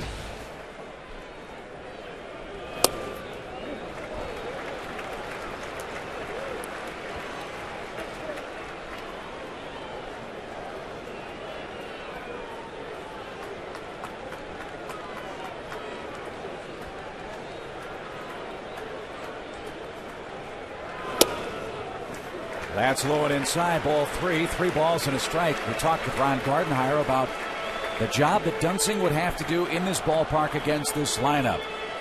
Would you say he's been able to keep his emotions in check so far? I think he's done all right. Of course, the one mistake he made to, well, maybe 2 mistakes. The one to Jeter, of course, the 2-run home run, and the mistake up in the strike zone to Nick Swisher. But other than that, he's been pretty good. And I think if you are manager Ron Gardenhire, and if you get 5 or 6 innings of 3-run ball from Duensing, you'd be pretty happy. 4 rookie starting pitchers have won a team's postseason opener. Last done in 1978 by Jim Beattie of the Yankees, and that was in the ALCS. And that's downstairs to Jeter on base for the 3rd time in this game. And this is the danger area for Ron Gardenhire, as he said in his pregame media gaggle today. Mistakes and, more importantly, walks in this park with this lineup are poison. We saw Scott Baker lead the game last night because he walked the leadoff hitter in the 6th. Here, a problem for Duensing in the 5th. So the first pass issued to Derek Jeter. You mentioned his ability to steal bases. He's done that 30 times. And Johnny Damon, 1-for-2 in tonight's game, is down a strike. He's really trying to measure, though, Duensing.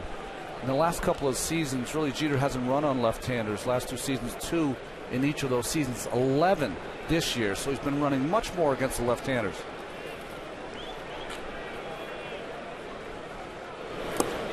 There's that scoop of Joe Mauer, and he came up with it that time on a ball way outside, and now a chat with the Minnesota catcher.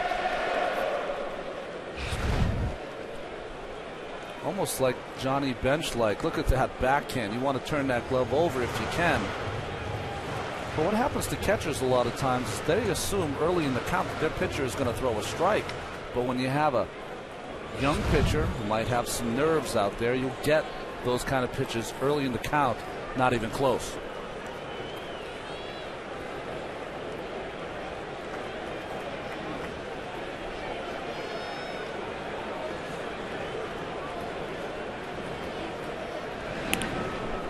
Twins want to keep Jeter close at first base here in this bottom of the 5th inning.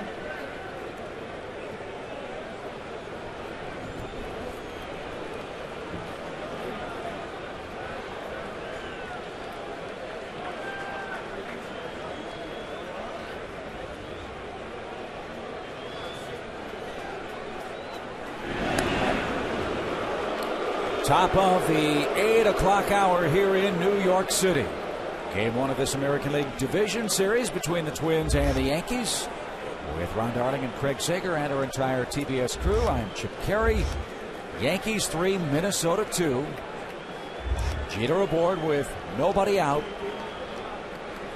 And Johnny Damon, an even count. Great jump, hot shot to first, and the only play for Kadire is at first base. So that's twice in this game that Joe Girardi sent the runner, and it's kept New York out of a potential double play situation. Yeah, opportune running there. But Joe feeling pretty disappointed because Johnny Damon hit a bullet here.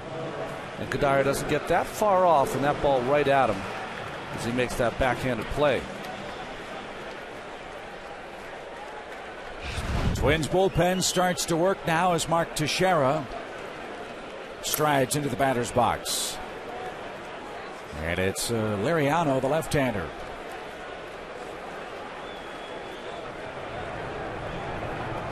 Figured he might be one of the first ones up. He did not participate in yesterday's game, one of the few. Tex pops it up right side and playable. Nick Punto battling the wind, now backpedals and makes the grab for the second out. I would imagine if you can play the roof in the Metrodome, a little breeze in Yankee Stadium's not going to bother you. Well, he's one of Ron Gardenhire's ball players. Just knows how to play the game, does Nick Punto.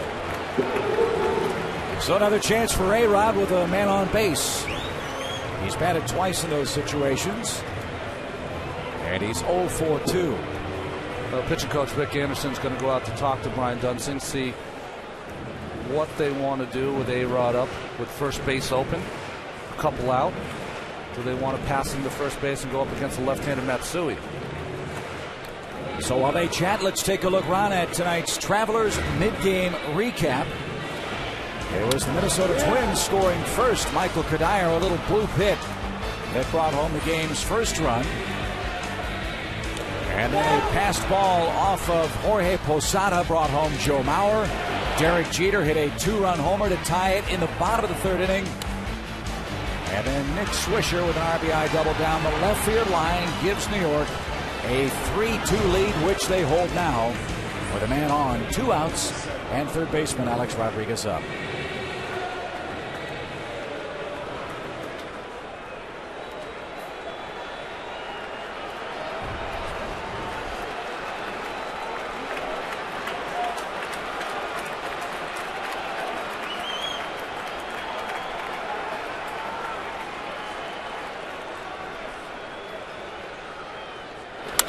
Line drive, left center field. The streak is over. Here comes Jeter. He will score, and the Yankees up 4-2.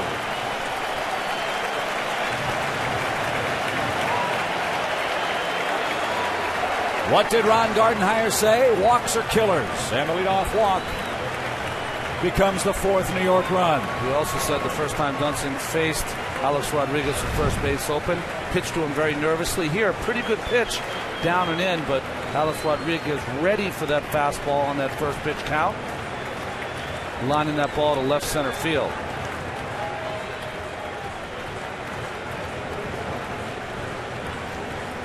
You got to feel like proverbial monkey off the back right there with that 2-out RBI hit to score Jeter. One for his last 30 now with men on base, one for his last 20 with runners in scoring position, and 2 RBIs in his last 62 at-bats. But that a big one for A-Rod and the Yankees.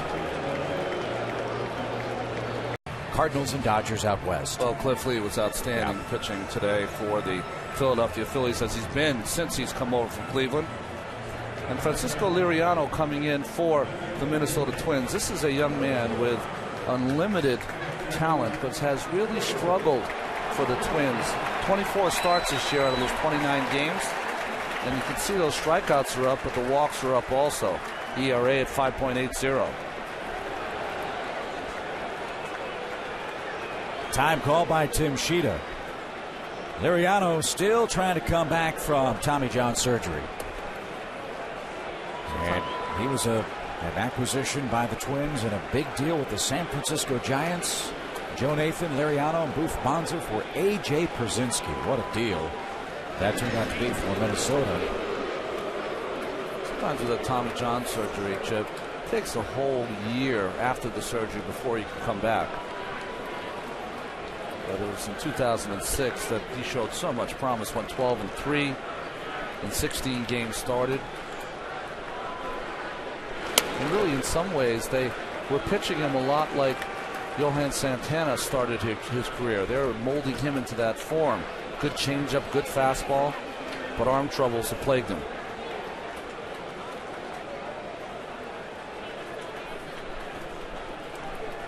One ball, no strikes.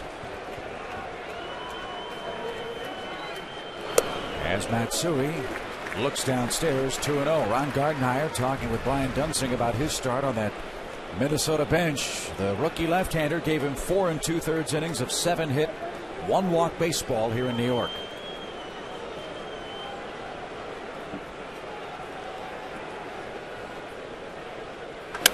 Hot shot, pulled foul, 2 balls and a strike. I don't know what Ron Gardenhire was telling Mr. Duensing, but neither seemed to be too happy with the discussion.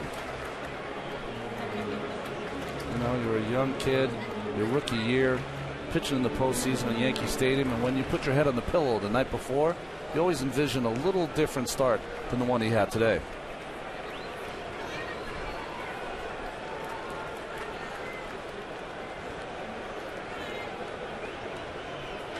High fly ball, that's well hit.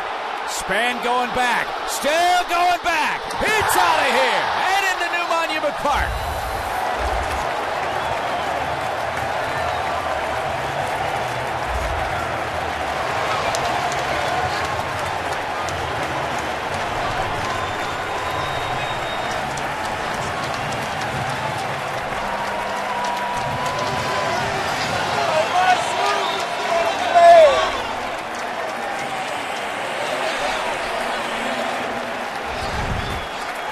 Has blown out to right field all summer long, but with the winds changing this evening, the wind has been blowing out to left and out to center field, and that just got up in that jet stream. A big reaction on the bench for those New York Yankees. And Matsui continues to punish left-handed pitching. A long 2-run homer, and the Yankees have a 6-2 fifth-inning lead. And if you want a reason why Liriano's been struggling, in the regular season this year, he allowed 21 home runs. He'd allowed 20 home runs in his career before that. And that one was launched.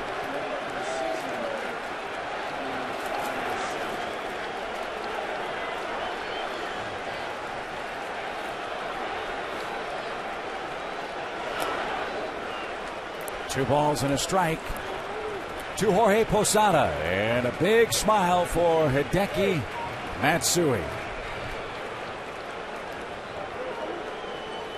They've had some great performances from not only Johnny Damon but Hideki Matsui, both going to be free agents at the end of the season. Big decisions for the Yanks. Broken bat bouncer toward third. That's a foul ball. And Posada now a 2-2 count. You mentioned the jet stream. With or without the wind, this ballpark has an early reputation of being a home run haven. But certainly, as Craig Sager reported earlier tonight, the wind is gusting and blowing straight out. And this one looked to find the jet stream. But you saw that swing. That is a classic Matsui swing. And like you said, got it high in that jet stream and just carried out of here.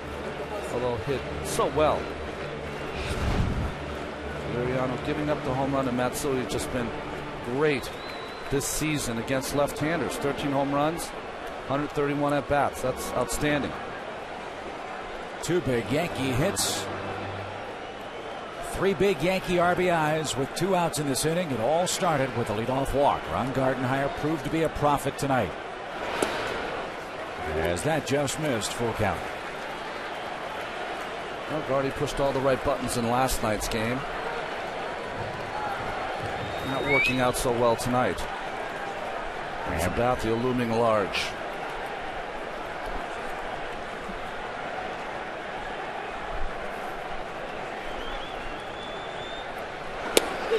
Strike 3. And Posada is retired. He disagrees. Alex Rodriguez snaps out of a long batting slump with men on base in the postseason. He had an RBI hit. Matsui a 2-run homer, and the Yankees score 3 in the bottom of the 5th. Chip Carey back in the Bronx. The Yankees have broken the game open. 2 in the 3rd, 1 in the 4th, and 3 in the 5th.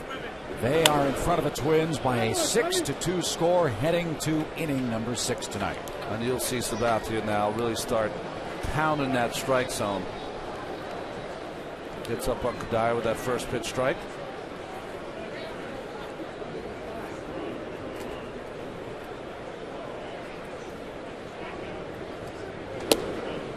Michael Kadire, the batter, 1 ball and 1 strike. It truly is once the calendar turns to postseason play. You mentioned the records. The Yankees with 103 regular season wins. The Twins with 87. The only thing that matters is who gets to 11 first.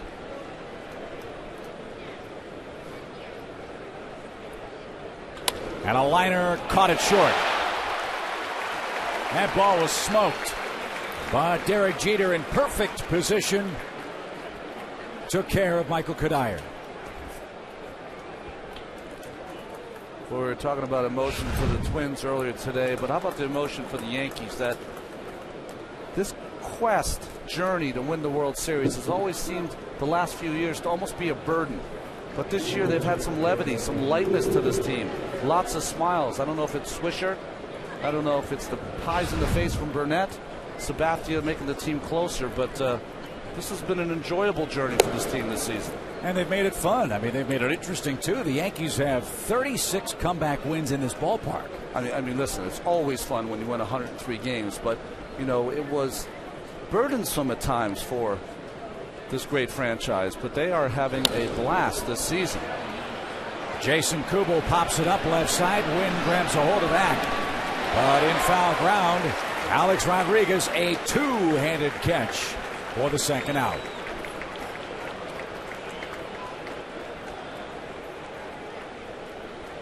And we talked to Joe Girardi during a 162 game regular season.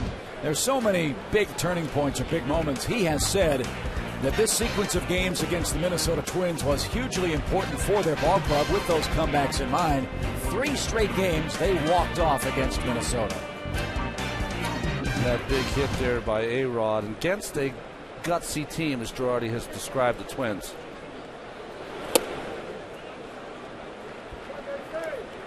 Delman Young, the batter, 1 ball, no strikes. He is 0 for 2 with 2 swinging strikeouts tonight.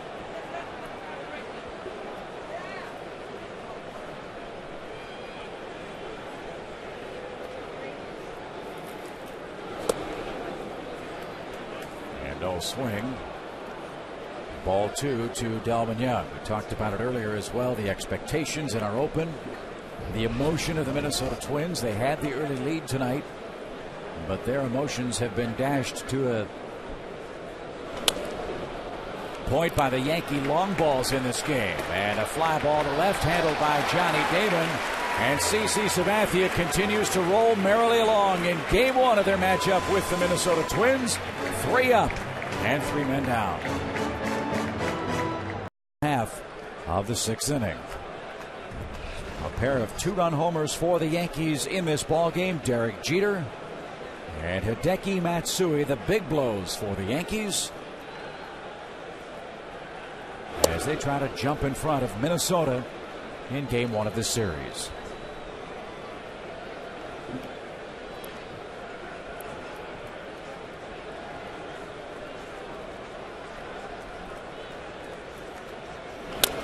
And a slow roller hit past the mound. Tough play, Punto. He makes it. What a play at second base by Nick Punto. Tumbling face first into the grass. Took care of Robinson Cano. Wow. Ron Gardenhire said when they got Orlando Cabrera, it allowed them to move Punto to second base, and he can make these acrobatic plays. Barehanded, off balance, underhanded throw. Wow. I mean, this is the only way you're going to get Cano at first base with a play like this. We saw him with a beautiful play last night with the bases loaded, coming in, making that forced play at home. Does all the little things, does Nick Punto. So a marvelous start for Minnesota in the bottom of this 6th inning. And Nick Swisher, the batter, he has an RBI double tonight. The only way you can survive in the postseason, and the Twins haven't gotten it tonight, is you have to have good starting pitching. If you don't have good starting pitching, you're always going to run into trouble, and that's what happened to the Twins tonight. Fly ball into shallow center field. Denard Span's got it. And 2 men are out. This is the second game of our playoff triple header today and tonight on TBS. Here it's the Yankees 6, Minnesota 2. Brian Anderson and Joe Simpson had the Rockies and the Phillies today, where Cliff Lee was dazzling, went the distance, didn't walk anybody. Ubaldo Jimenez gave up 5 runs in 5 innings, and more importantly, Ron, every Philly in the game had a hit against Colorado today. Happiest guy there, Charlie Manuel, did not have to go to the bullpen. No decisions with Cliff Lee. And Ryan Howard, Jason Worth, Raul Ibanez, that murderer's row in the National League, 6 for 11 with 4 RBIs today. And coming up next, it's game 1 of the Cardinals and Dodgers series. You saw Albert Pujols and Manny Ramirez exchanging greetings before game 1 a few minutes ago. And coming up, it's Chris Carpenter and Randy Wolf out at Dodger Stadium in Los Angeles. The veteran Wolf, that's his first postseason start.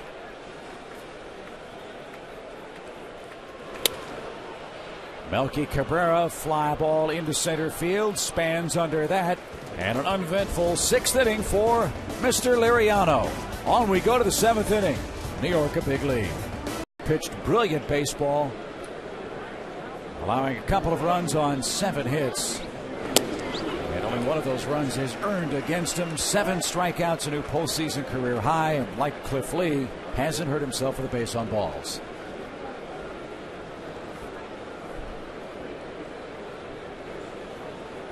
He faces Brendan Harris here in the top half of the 7th inning at Yankee Stadium. The first playoff game in this new ballpark has gone exactly the way the Yankees would have liked.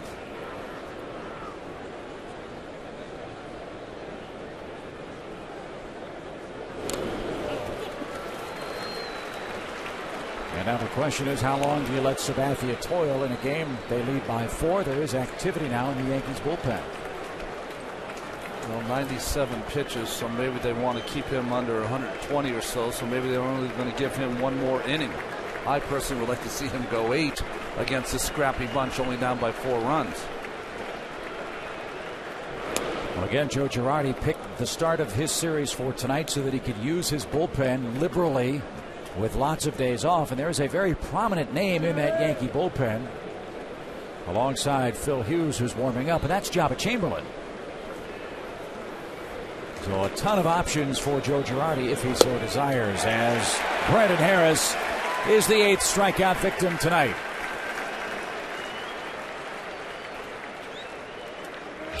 He's thrown sliders out of the strike zone. He's thrown them down and in, but this one is a backdoor variety. Nice pitch by CC Sabathia. Unhittable. You know, he's got you feeling as a right-handed hitter. He's throwing 94, 95 miles an hour in. He's got that changeup down and away, and that backdoor slider. What a combination. Here's Matt Tolbert. He's 0 for 2. And shows bunt. And that's tipped for a strike. Another big difference for CC Sabathia this year is that entering this postseason, he's very well rested. Remember the job he did for Milwaukee down the stretch last season. Just a remarkable run. All those complete games, all those big innings pitched before finally running out of gas against the Phillies. And the key is that he was doing it on 3 days rest, not regular rest, and I think that's what wore him down. 4 straight starts with 3 days rest for CC Sabathia down the stretch, including the postseason last year. Doesn't look like he's going to have to worry much about that for this 2009 Yankee club.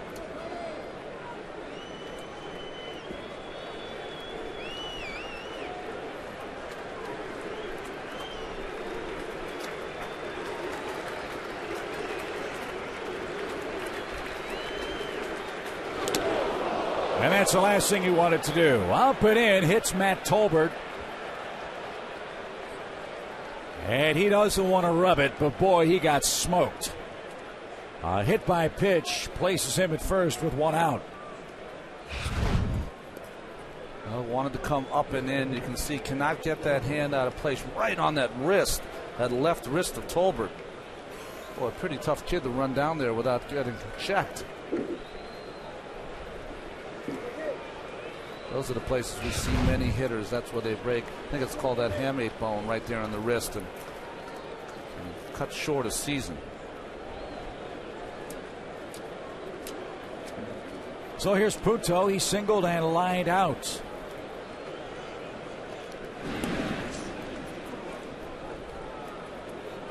A 104 pitches for Sabathia so far tonight.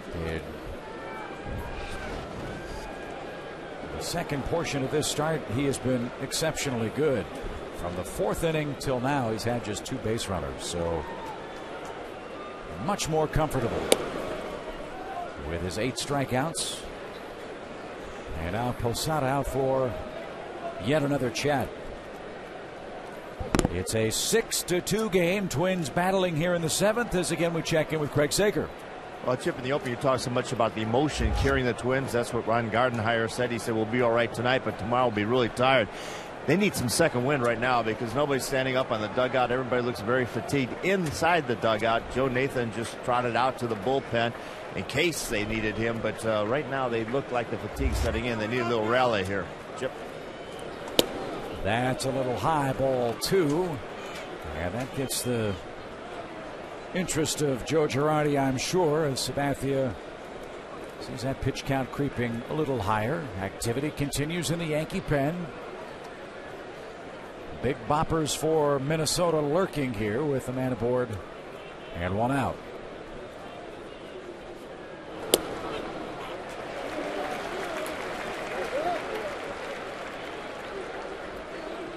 I told you that Minnesota, for all the wonderful things that they have done in the tenure of Ron Gardenhire, winning in New York has been a very difficult proposition for him. But the beauty of a short series, if you win one of these 2 games, you are able then to wrest home field advantage right back away and go back to the Metrodome, where we know all about the Metrodome magic from last night. Well, he's heard a lot of silly talk by some people talking about the Twins are just happy to get in the postseason. They're not just happy to get in the postseason. They're trying to steal one here in Yankee Stadium and go back to the Homer Hankies at the Metrodome. Ground ball off Sabathia's foot, and he can't find the baseball, and that's a break for Minnesota. As Craig said, they need something good to happen for them, and that'll be an infield hit by Nick Punto. And the Twins now have 2 men aboard and 1 man out, trailing by 4 here in the 7th. Well, CC Sabathia is a very good athlete, but one of the things when he follows through, he almost follows through with his back to the plate, so he never gets in fielding position. And you'll see him a couple times already reach for the ball with his bare hand, and here try to kind of kick it with his foot, which he did. Ends up a base hit for Punto. So a two-hit night for the Twins second baseman. Also a spectacular defensive play for him in this game. And now it gets a little more interesting with Denard Span up.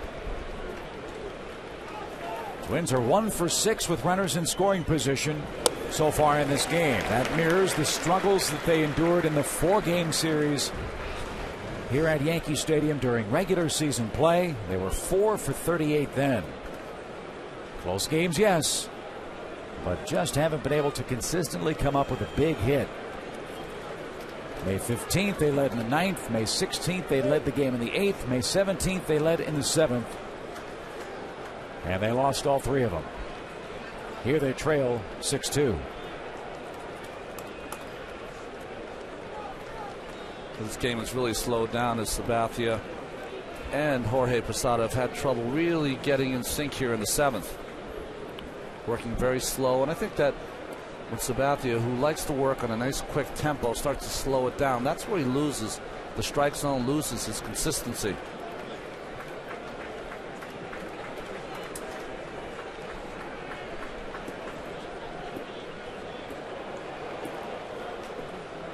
Tolbert trying to do anything he can to distract Sabathia. And you know, he'd love to come across and score a run. He was the man hit by a pitch with 1 out in this inning. Just got to remember it's 6-2. His run, you know, there's more runs they need. So get a solid lead, but don't get picked off. High and tight to Denard Span. 1 ball and 1 strike.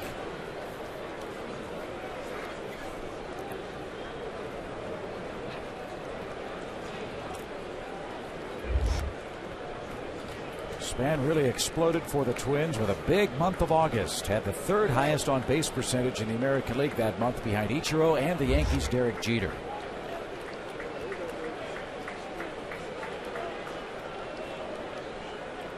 And that sweeping slider, Ronnie, to the left-hand hitters of the Twins has been, as you said, razor sharp from the very first time he's thrown it. It really has. It's almost been unhittable, but for the Twins, they've got to be thinking right here with 1 out. How do you get 1 hit off Sabathia? You can just get 1 more person on base, maybe driving around. Get Mauer to the plate at some point with 1 shot to get back in it with 1 swing.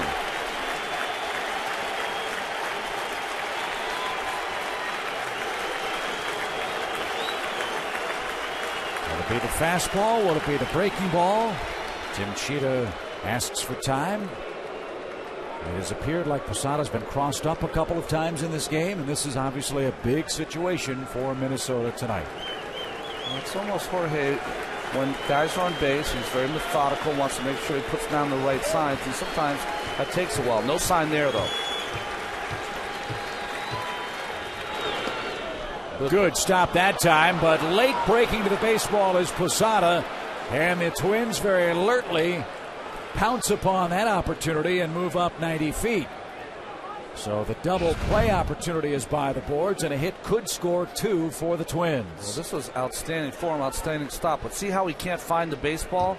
That was the key. Looking all over, by the time he realized it was off to his right. Good base running by both Tolbert and Punto. They saw that he could not find it and advanced to the next base. One of the little things that this Twins club can do.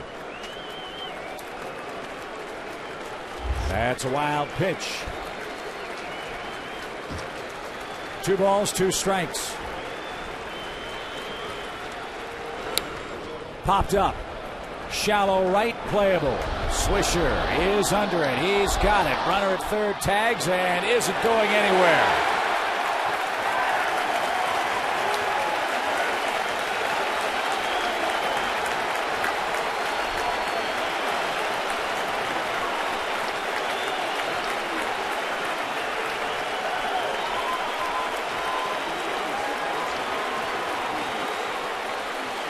And so Joe Girardi on his way to the mound.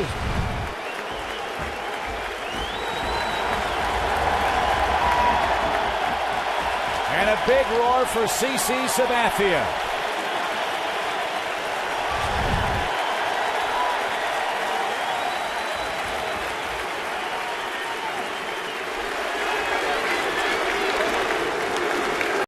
high in the postseason for CC Sabathia. Many on the sliders.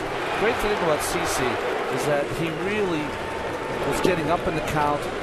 Only 3 of the 8 strikeouts did he throw the ball over the plate. He got ahead, was able to expand the strike zone, and had the Twins hitters searching, looking, and trying to find those darting sliders.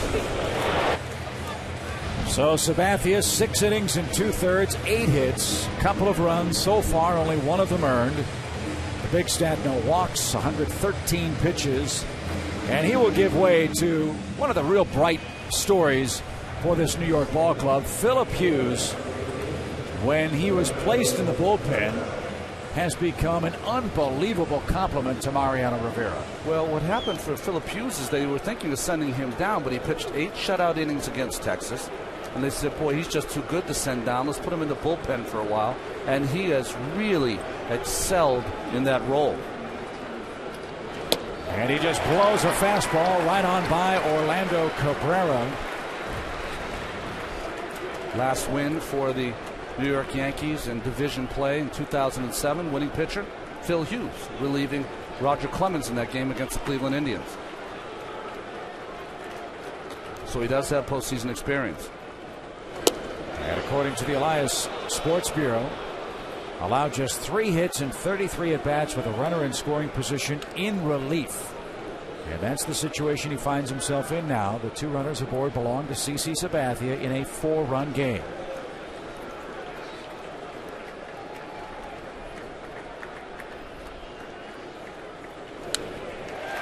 And he's got Cabrera behind 1 and 2.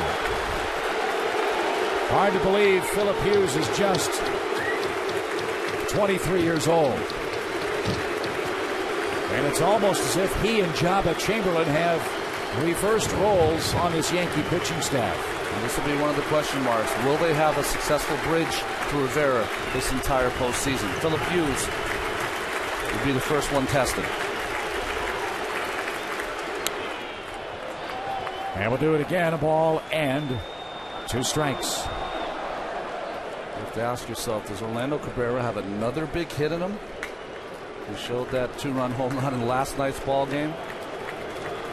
And against the best pitchers, he gets better. They're top 10 in wins, he hits .351. Top 10 in ERA, he hits .362. Strikeout pitchers, he hits over 300 against also. And look at him fight Hughes here in the 7th. And the importance of this at bat, quite obvious. If he gets on, the inning stays alive for the batting champion, Joe Mauer, who's in the on-deck circle.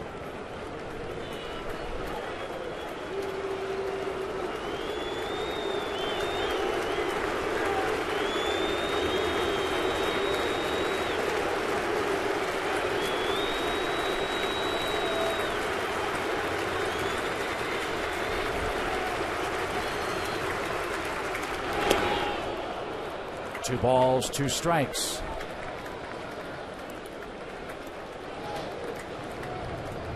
Well, they've got Phil Koch, the left-hander, warming up in the bullpen. The only problem you have there with Hughes pitching Cabrera, you need him to get Cabrera out, because left-hander on left-hander, Koch against Mauer. Mauer's 3 for 4 with a couple of bombs. And Mauer, as we told you all night, hits lefties exceptionally well. And Koch, part of that. 2 balls, 2 strikes. Another pop fly out of play. Big at bat continues for Orlando Cabrera. Boy, for a man who's been around the game as long as he, was there anything more fun to watch than his exuberance in game 163 for Minnesota? Well, I think he's brought a lightness over to this team too. I think that when they had all the injuries to Slowey, to Creedy, and then finally seemed like the final nail in the coffin with Justin Morneau, they believed or thought they could come back. But he told them they could come back. He made them believe in themselves, and that's why they're here today.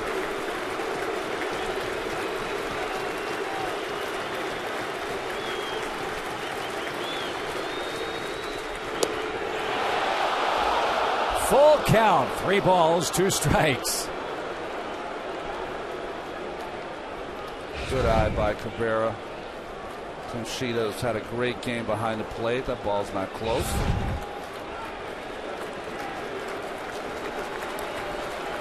quality at bat for Orlando Cabrera in the 7th.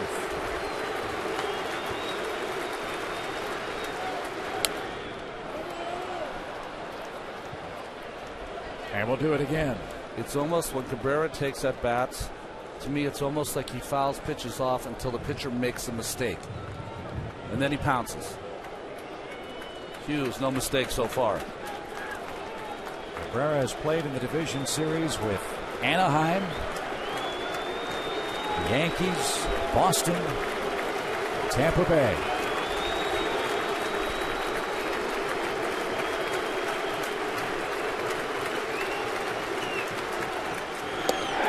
And I'd say Hughes has passed his first test.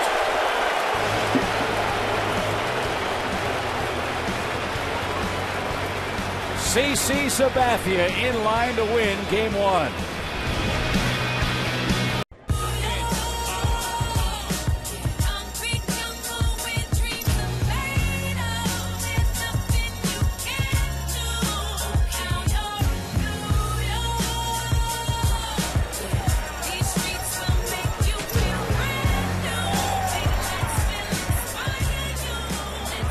First playoff test in 2009 for Phil Hughes went very well. 6-2 is your score. Ron Darling, Chip Carey. Want to be clear that we understand about Orlando Cabrera. 4 postseason opponents in division series play. Anaheim, Yankees, Boston, Tampa Bay. Second time now against New York. You asked him to come up with a big hit for Minnesota, but Phil Hughes took care of that. Well, he's been up to the test almost all season long since going to the bullpen. And the reason being really is that he's had the ability to throw his fastball 2 spots, and when he's needed to, he's been able to keep that ball down. And that pitch was just perfect. Down in a place where Orlando Cabrera could not put it in play at 95 miles an hour, went exclusively with fastballs. And when he was a starter, he was a 3-pitch pitcher. Has become really a 1-pitch pitcher out of the pen. So Cabrera gave it a valiant try, but strikes out with 2 men on for Minnesota. The Twins have left 6 men on base in tonight's Game 1 of this ALDS. Ronnie, let's take a look at tonight's language of the game, brought to you by Foster's. Tonight we focus on base percentage. And for those unfamiliar with that statistic, it refers to Rule 10.21F. You determine on-base percentage by dividing the sum of hits, walks, and times hit by pitch by the sum of your at-bats, bases on balls, times hit by pitch, and sacrifice flies. And the on-base percentage of Derek Jeter over 400 this year. Well, anything over 400 is great. Joe Mauer was off the planet with that 444. Ben Zobrist had a nice year, didn't he, down in Tampa Bay? Zorilla, they called it. And yes, he had a fine year. Liriano continues for Minnesota here in the 7th, and you hear the MVP chant now for Derek Jeter.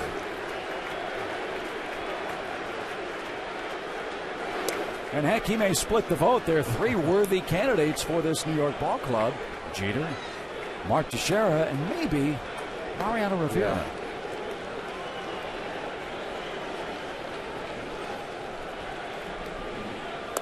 And he lived up to those credentials. On base 3 times, the big blow, the 3rd inning.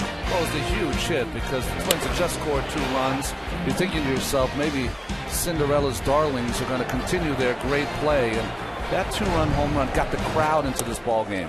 That was the big difference. In Minnesota, took the crowd out early.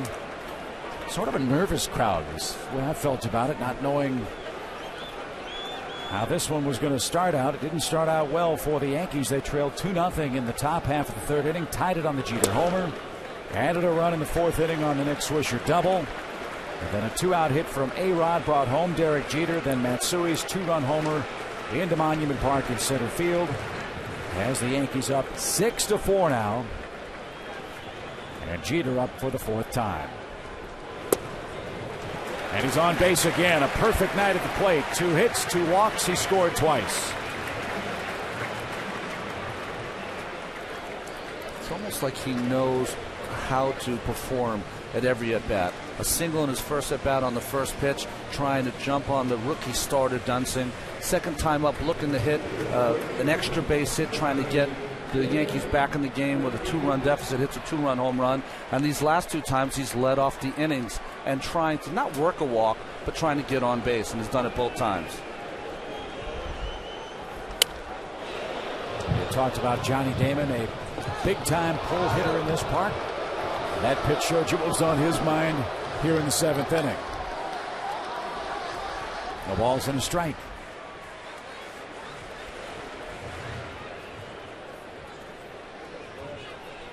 Very big crowd, as you'd expect, here in New York for Game 1. The Twins had over 54,000 in their home park last night.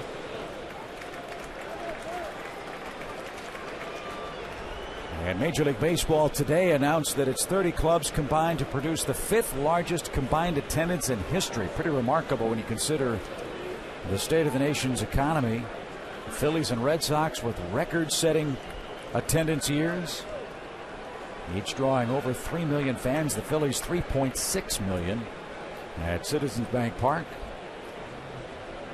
The Dodgers 3.7 million fans. With Manny Ramirez, 9 teams drew more than 3 million. Yankees, as you'd expect, 7 straight years they've led the American League in attendance, over 3.7 million fans at New Yankee Stadium. And yes, there has been an attendance decrease from last year, around 5%, but baseball says that accounts for the reduced capacities of the 2 ballparks here in New York. Citi Field, the home of the Mets, and here at Yankee Stadium. That's off the glove of Kadire. And it will trickle into shallow right field, and Damon's aboard. So the trouble for Liriano continues here in the 7th inning. 2 men are on with nobody out.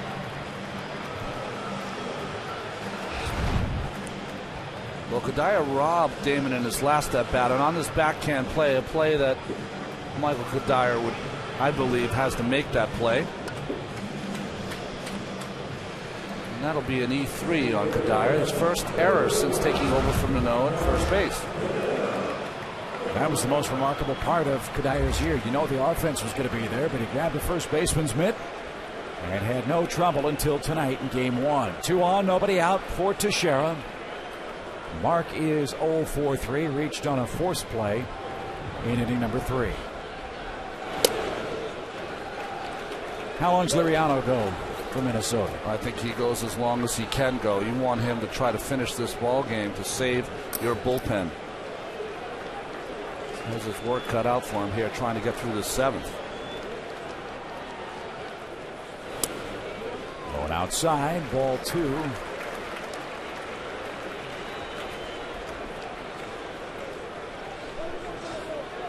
Mark Teixeira loved hitting against Minnesota pitching in the regular season. .438 was his batting average. And 4 home runs, including this one on July 9th. Well, I think one of the things that Teixeira loves is he loves pitchers that throw the ball around the strike zone. And you know these Minnesota pitchers won't walk you, they'll come right after you. And long home run there for Teixeira, who had 39 on the season, tied for first in the American League with Carlos Pena.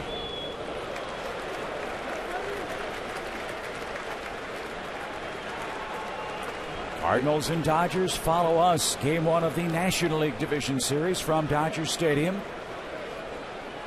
Phillies beat the Rockies in Game 1 in Philadelphia earlier this afternoon. Here it's 6-2, Yankees in front. And that one fouled off Teixeira's foot. And we will do it again with a full count. Well, if you get behind these Yankee hitters, as Liriano has done, first the foul ball off the front of the toe of Teixeira. This offense, from top to bottom, everyone can hit the ball out of the ballpark. They'll bludgeon you at some point. And they're looking to add on runs right here. Yankees 244 home runs, scored 915 runs as a team this year. That too led the American League. They have the second highest batting average at 283 as a team. They walk a lot, 4th best ERA. And that one hit about 17 miles foul. 3 balls, 2 strikes.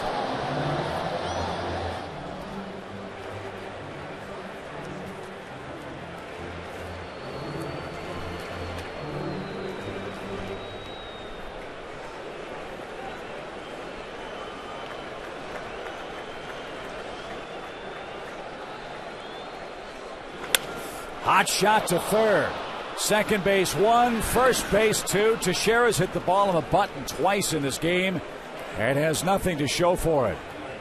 Runner to third, Derek Jeter, but now with 2 outs and Alex Rodriguez the hitter. Ball hit sharply. Nice play here by Tolbert. Accurate throw, and Puto just stays in there all the time and makes an accurate throw for the double play. So Ron Gardenhire will take the ball from Mr. Liriano here in the 7th inning.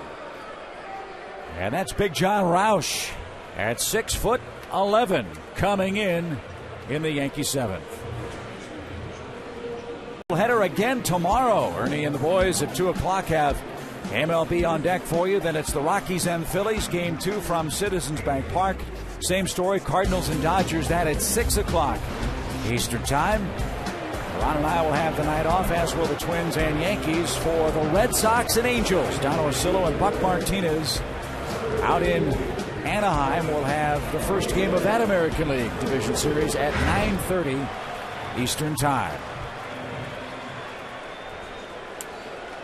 You know, when Alex came off the DL from the hip surgery, the Yankees and Joe Girardi were so happy to have him back. As John Roush comes to the mound, they acquired him from Arizona on August 28th. They're so happy to have him come back that they played him every day, and they found that they had to give him some days off. And they had a day off on August 20th. And since that day off, I know it's a regular season, but he's 20 for 35 with 4 home runs and 18 RBIs. So they have rested him well coming into this postseason. And maybe that had something to do with him getting off the schneid there in the 5th inning with an RBI single. And it's not just Alex Rodriguez that Joe Girardi's done that for. He's done the same thing with Jorge Posada. Coming back from the shoulder surgery of a year ago. And a line drive, smoke to right field and deep. That one is off the fence. Jeter scores. It's a long single for A-Rod, and all of a sudden, baseball, Alex Rodriguez is driving the ball with big-time authority. It's 7-2 New York.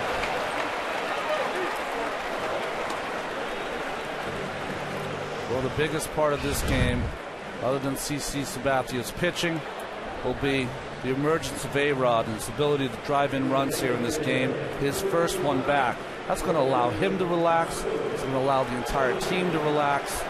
They don't have to answer questions why A-Rod isn't driving in runs. He doesn't have to answer any questions about driving in runs. They're going to be very dangerous as they move along. Now he can do what he does so well, just play the game. And tonight, 2 for 4 is Rodriguez, with a couple of RBI singles. So 7-2 Yankees in command of Game 1. Game 2 here Friday will be A.J. Burnett for New York, Nick Blackburn for the Minnesota Twins. Now, while this one not over, the Yankees smiling at the way things have gone so far tonight.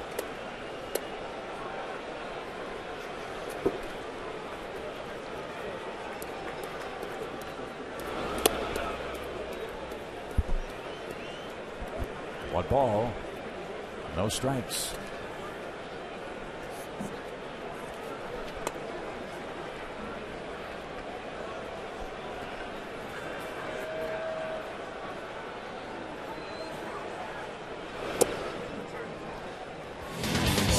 Matsui did not greet Liriano very kindly for this long drive to center field.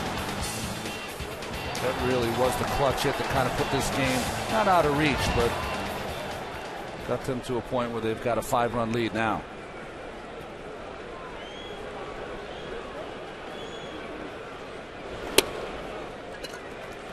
Liriano allows a couple of runs in 2 innings of work. And now Roush will try to get the final out of this Yankees 7th. Last 5 runs they've scored in this game have come with 2 outs.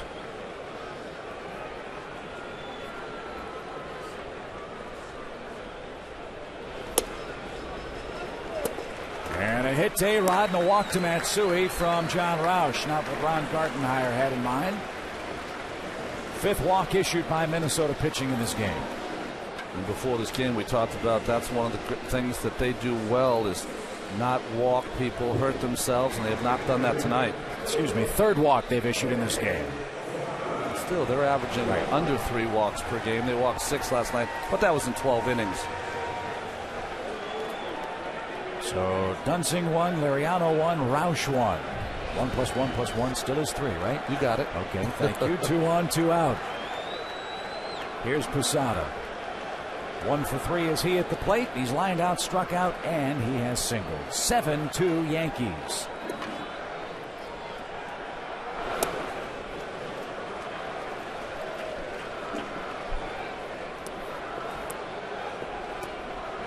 Another thing that Joe Girardi's teams when he was a player is what his teams now as a manager are doing. Even late in games or a 5-run lead, this lineup just is relentless. They will just work the count, make you throw a lot of pitches, not go out of the strike zone.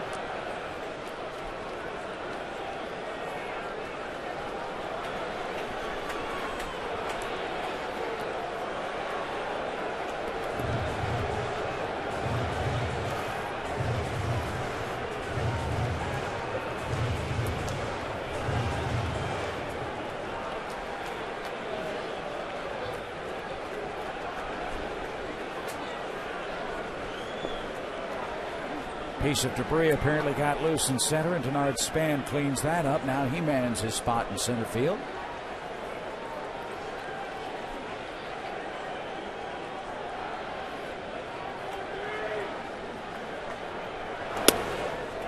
Ball 2. Roush can't throw strikes.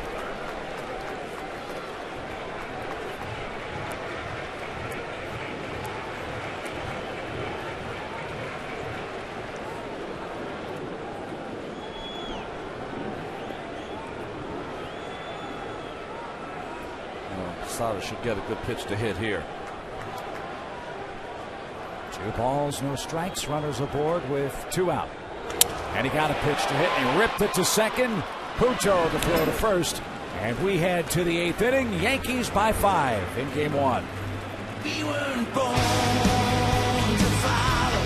Come on and get up off your knees. Bull coming up for Minnesota.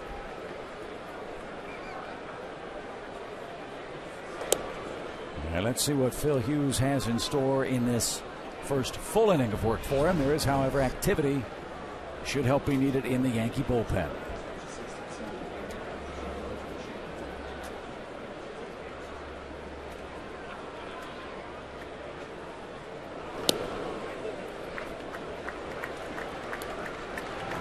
Phil Koch has been up for a while, but Java Chamberlain now getting loose in that Yankee bullpen. He had 1 relief appearance at the end of the year. Only took him 7 pitches to get through an inning against Tampa Bay. And that story has been a subject of endless debate here in New York. Should Java Chamberlain start? Should Java Chamberlain pitch out of the bullpen? Are the Java rules helping him? Are they hurting him? Yankees very concerned about the innings workload for Java Chamberlain, who did not have many innings in the minor leagues before coming up to the big league club. And Mauer fouls it straight back.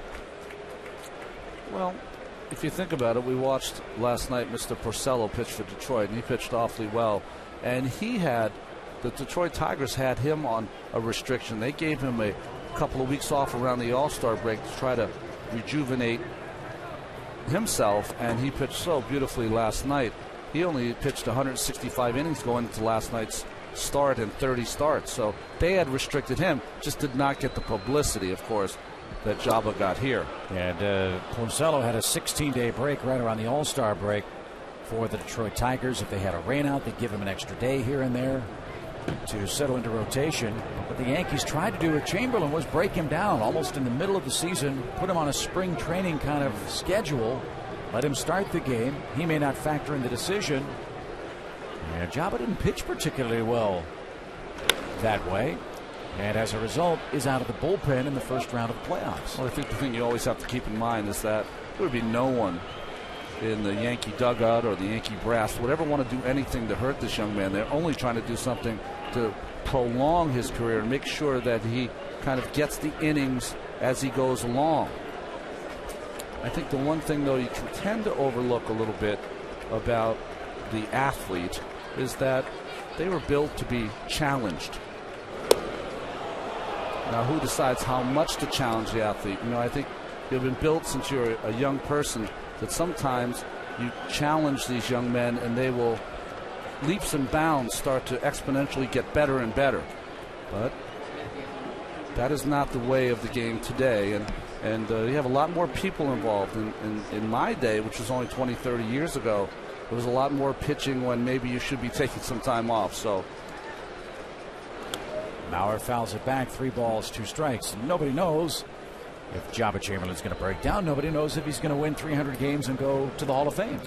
Well, the one thing you take from it is, if you think about it, let's take a great pitcher like Nolan Ryan or Tom Seaver or Bob Gibson, and if you put them on that same plan, maybe you'd never reveal how great they could be. You take away all those complete games, you take away all those shutouts if you put them on a restricted plan. Now, that being said, as Mauer smokes that ball into center field, a base hit. He's 2 for 4 in the game. Good start for the Twins in the 8th. They need a bunch of base runners and a big shot here, down 7-2. Well, Mauer, by the way, seems to get 2 hits every time he starts, at least. Well, just to get back there and maybe button it down a little bit. It's just, I think in today's game, they feel like they really have a handle on these young people and trying to make sure that they lengthen their career. There's also a lot of money involved, with these young guys and making sure that, they maximize their investment. But at the same time, maybe you're not getting what you can earlier in the career, because who can predict how long your career is going to be? You can't. But there are those who say of Jabba Chamberlain, when he comes in out of that bullpen, snorting and spitting and throwing 98 miles an hour, his stuff is dramatically different than it is as a starting pitcher. His Goose Gossage leg. Yeah. And that's off the plate to Kadire. 1 ball, 1 strike. So at least for the first round, Chamberlain's in the pen. We'll see if the Yankees advance, if Jabba becomes one of Joe Girardi's starters in the next round of the American League playoffs. Don't know. They haven't gotten there yet. That's the first thing Joe would tell you.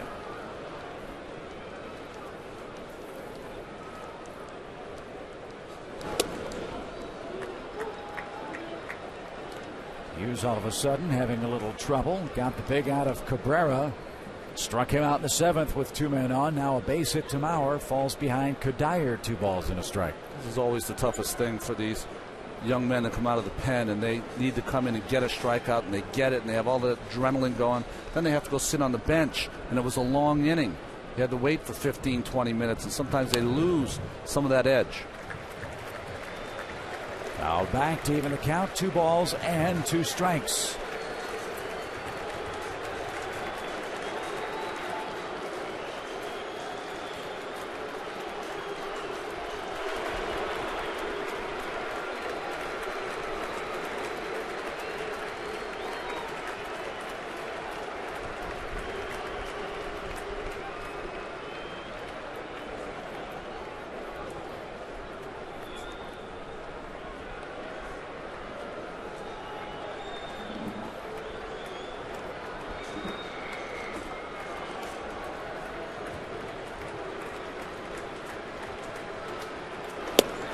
Right on by. Second strikeout for Philip Hughes as we rejoin Ernie Johnson in Atlanta.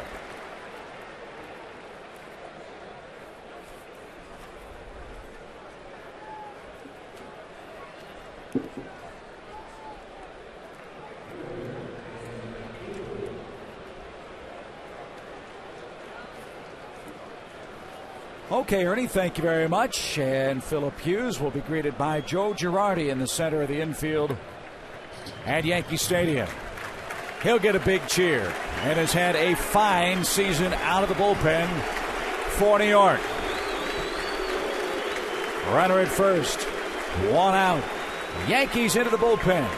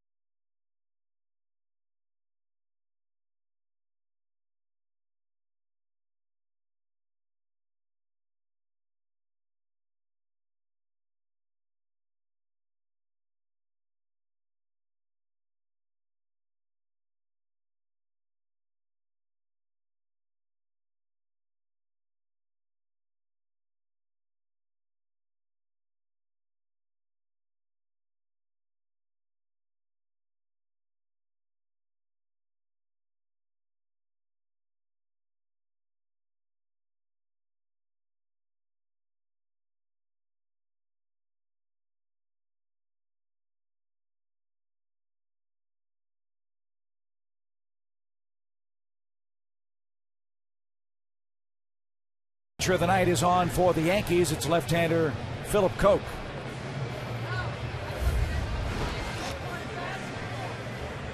You'll see his numbers flash across your screen in a moment. And Koch, very busy in regular season play, 72 appearances.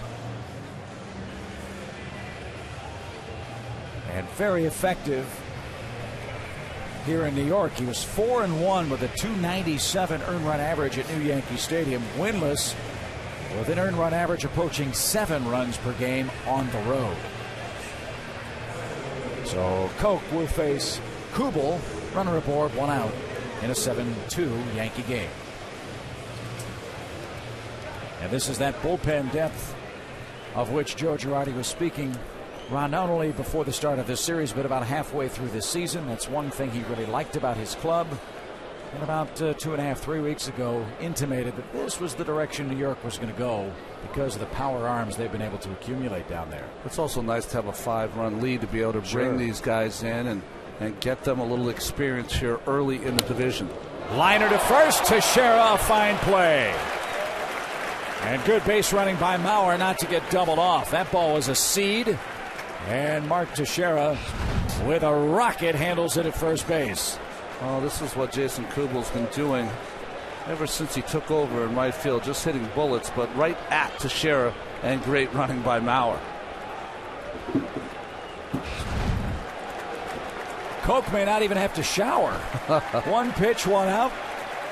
And he's out of the game. And the Yankees again in the pen. And here comes Jabba.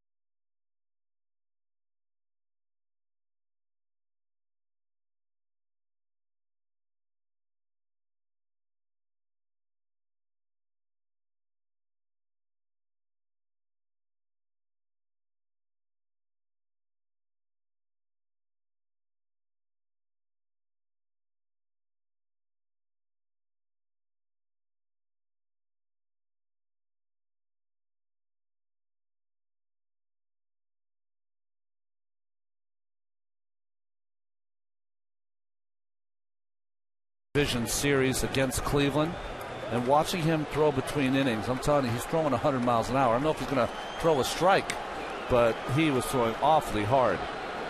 As a starter, they had him around 91, 93, and in that Tampa Bay game, that first relief appearance, throwing 95, 96.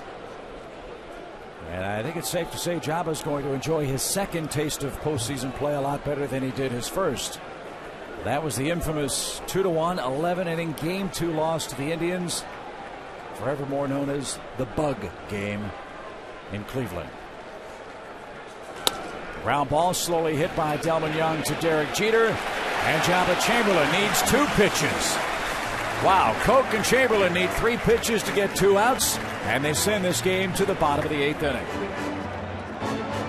On for the bottom of the 8th inning. You heard Ernie Johnson a few moments ago.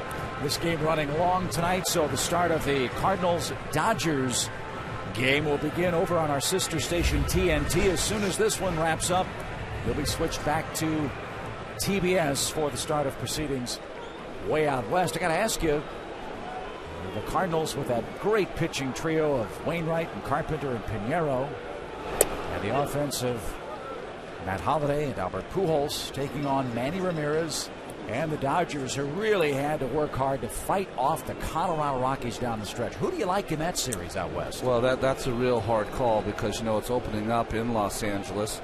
I think that's going to help, of course, the Dodgers, who just had a lot of people go through their park this year with Manny Wood and the whole thing. Sure. It depends on how well Manny hits and how many runs he drives in. I think is one of the keys. I think also the emergence of Ethier and some of the younger players. Matt Kemp has had quite a year. How they play in the postseason is going to be a big key. But good pitching always stops good hitting. And if Carpenter, nice play here by Mayhay on Cano, if Carpenter and Wainwright and Pinheiro pitched the way they pitched all season long, it's going to be very hard, I think, for the Dodgers to get through the Cardinals. Plus, Billingsley was their best pitcher in the first half by far. Right. And he's had some injuries. He didn't finish strong. Clayton Kershaw, is he ready at 22 years old, I believe, to be a guy who can take the antlers and go and be that guy that just has an amazing postseason? Well, he looked fantastic against Colorado on Saturday, I believe it was, out in Los Angeles, and looked like he was ready to take the next step. And he was coming back from a real freak injury for that Dodger ball club, like Mariano Rivera does with the Yankees. He loves to shag fly balls in the outfield.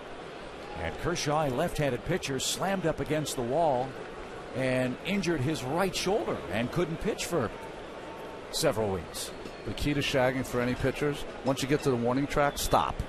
You don't need to be near any walls. Well, he's a young guy. He hasn't learned that yet, quite obviously. But like Rick Porcello of the Tigers, perhaps that rest may be a blessing in disguise for Los Angeles, because Kershaw looked very, very fresh in that clinching game against Colorado in Los Angeles. So again, Cardinals, Dodgers, starting things off out west. Dick Stockton and Bob Brenly will have the call for you. It'll start over on TNT, and then they'll bring you back to TBS once this Yankees-Twins division series opener wraps up. High fly ball, Swisher to left, but it's playable. And 2 are down. Swisher had a big hit in this game. His double in the 4th inning put New York in front. He's had a good night. 2 outs. Swisher shaking his head. He knew he got a pitch to hit there and missed it. He hasn't missed many this year. Got an 8th place hitter with 29 home runs and 82 RBIs. You're in pretty good shape.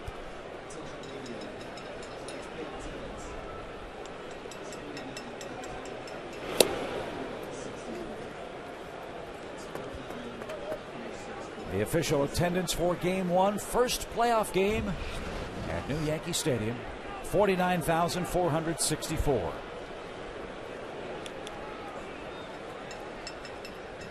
And they will all be able to say, I was there the night Melky Cabrera went 1 for 3 in his first 3 at-bats. Well, Melky is one of the heroes of this team. He has been so clutch, and also during the season had seemingly lost his job out of spring training to Brett Gardner, who played so well and brings a lot of speed to this Yankee lineup. Will probably do a lot more defensive replacement and pinch running for the Yankees in this series. But when he went out, when he hurt his thumb, Brett Gardner, Melky came on and played fantastic. Good pitch from Ron Mayhay. 2 balls and 2 strikes. Another triple-header tomorrow. The finale of that triple-header will feature the Red Sox and the Angels. They'll play Game 1 of their series out in Anaheim. And Ron and I will be back with you here in New York on Friday night for Game 2. That'll be A.J. Burnett, and a very big start for him.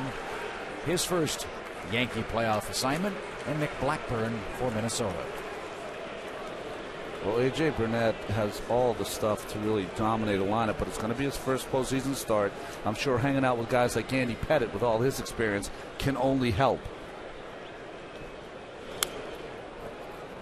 2 balls, 2 strikes. Well, nothing wrong with the way that the game started. And this playoff run for the Yankees started behind C.C. Sabathia. Everything the Yankees hoped he would be. 8 strikeouts, no walks, 1 earned run in 6 innings and 2/3. Then the trio of Hughes, Koch, and Chamberlain have kept the Twins subdued. And we will go to the top half of the 9th inning. 7-2. Yankees lead it after 8. CBS has been presented by BlackBerry. The Minnesota Twins are down to their final 3 outs as we go to the 9th inning.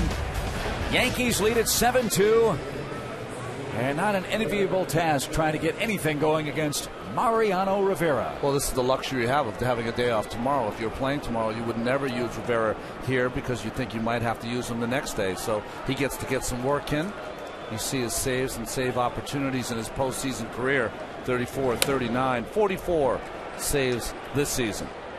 And Brendan Harris, the first man to greet him. Then it's Tolbert, Punto, Span, Cabrera, Maurer. Those are the 6 next in line on the lineup card against Mariano Rivera. No runs allowed in the last 29 innings and a third at home in postseason play.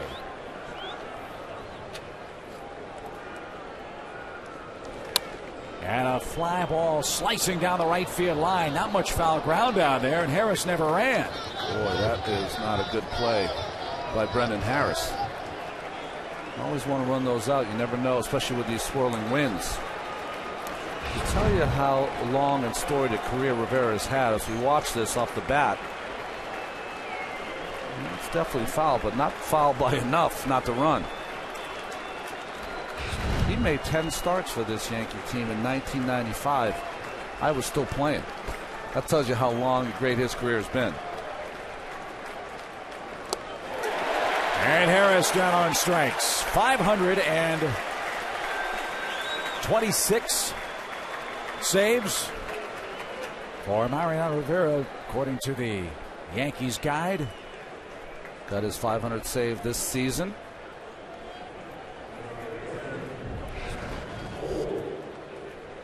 And this season, 44 of them at a microscopic 1.76 earned run average. Here's Tolbert. Just amazing numbers. 72 strikeouts, 12 walks. And as a hitter, you know what's coming. His bread and butter pitch, that cut fastball. Well, but he repeats his motion. He can cut it, 6-7 inches and then throw a straighter one at 3-4 inches. He just has the ability to add and subtract the break on that cutter. He also can throw it inside and outside. So when you're a left-handed hitter and you become very conscious of that ball in, he can take a shot on the outside corner. And he'll occasionally sink it on that outside corner too. But it's what's inside that has separated him from any closer, in my opinion, that's ever pitched. 2 balls and a strike to Matt Tolbert, who was hit by a pitch in the 7th inning last time up.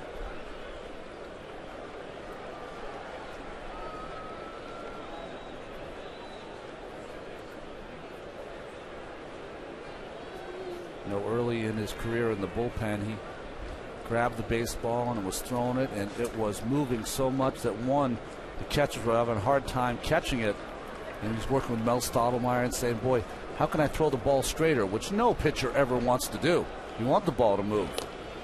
But he was having trouble keeping it in the strike zone. But finally got to a point where when I watch him, I'm envious because of someone who did this 100 years ago. He's able to repeat his motion time and time again, and that's the ability to relax under pressure. Very few can do that.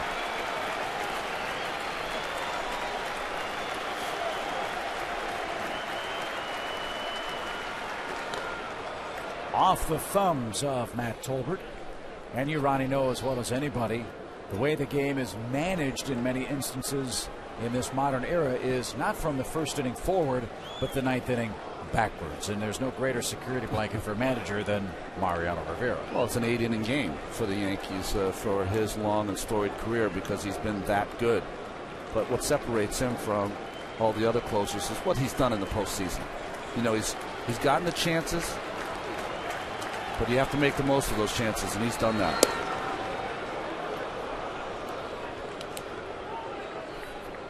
You know, what he's lost in speed, he's probably not 95, 96 anymore. He's gained by his control is better than it's ever been. Again, according to the Yankee guide, postseason totals, they'll be added to as Tolbert takes a called third strike. Mariano Rivera in 76 games, not counting tonight, in the postseason. 8 wins, 1 loss, and 0.77 earned run average. And 16 walks in 118 innings now. You make the left-handed hitter conscious of in, and then you have the ability to throw a ball right down the middle of the plate, starting on the outside corner, because there's no way they can hit it. Nick Punto, the final Minnesota hope. 7-2 New York.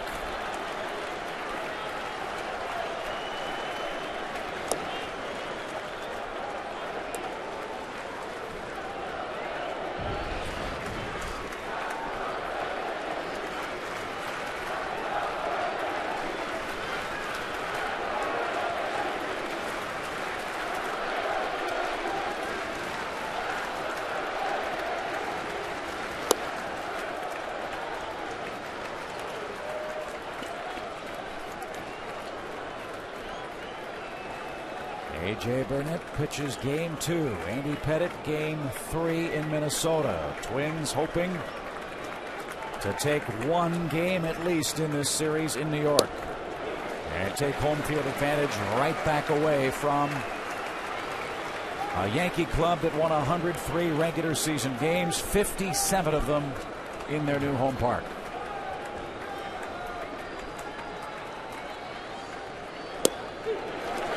Two and two.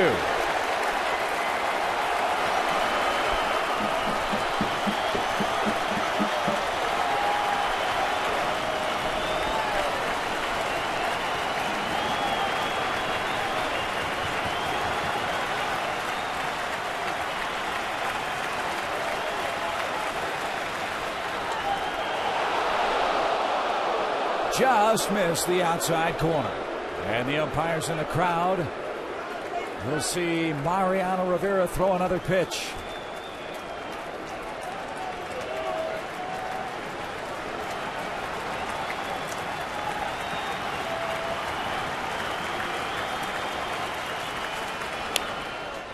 And it's bounced foul down the third base line.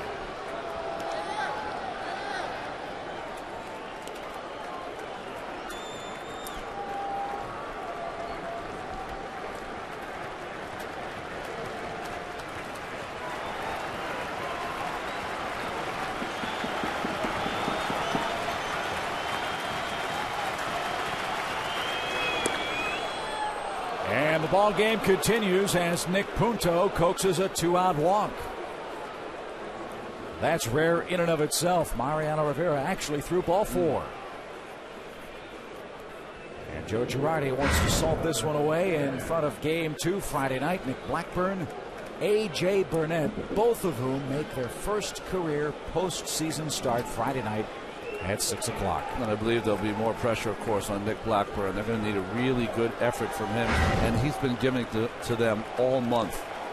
He's had a great September and October. Denard Span looks at a ball inside. You know, he'd like to prolong the inning for Orlando Cabrera.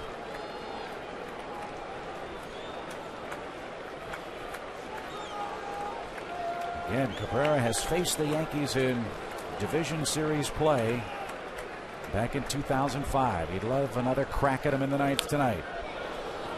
And a base hit into center field is going to put Twins runners at first and third, and that indeed is the case. And now things getting a little more interesting with Cabrera than Mauer lurking in this ninth inning. This ball a little up in the strike zone. Didn't get it in as much as he usually does. You'll see him start that ball on the corner and move it off the plate. Nice hitting by Span for the second hit.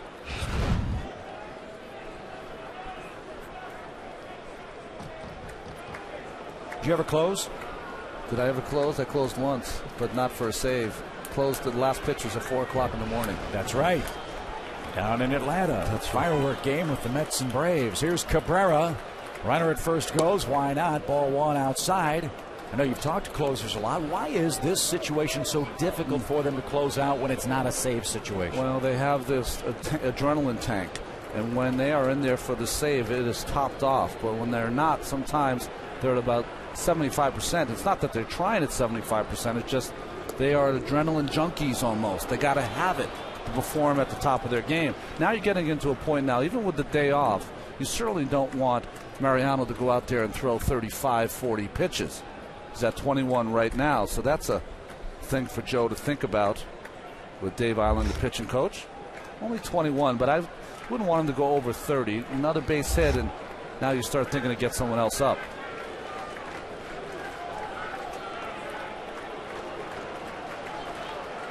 Two balls, no strikes. Line foul and out of play. Again, I'm sure the media will ask Joe Girardi why you bring Rivera in this game. But if you consider the historical magnitude of what this ball game means to this franchise and this stadium, you can understand having Rivera maybe pitch the final inning in the first ever playoff game here. Don't know if that's the case. We'll find out afterwards. Bouncing ball hit out towards second. That should do it. Yankees win it. 7-2 your final score. Mariano Rivera gets the final 3 outs. But Derek Jeter had a monster game offensively for New York. He scored 3 times, hit a 2-run homer, and the glass slipper was broken by the New York Yankees in Game 1 in their new ballpark. Well, you couldn't ask for any more, could you? CC Sabathia with the win. Mariano Rivera pitching the 9th inning and getting home runs from Jeter and Matsui, and 2 RBIs from Alex Rodriguez. So the Yankees win Game 1 over the Minnesota Twins. A day of rest for both of these ball clubs. And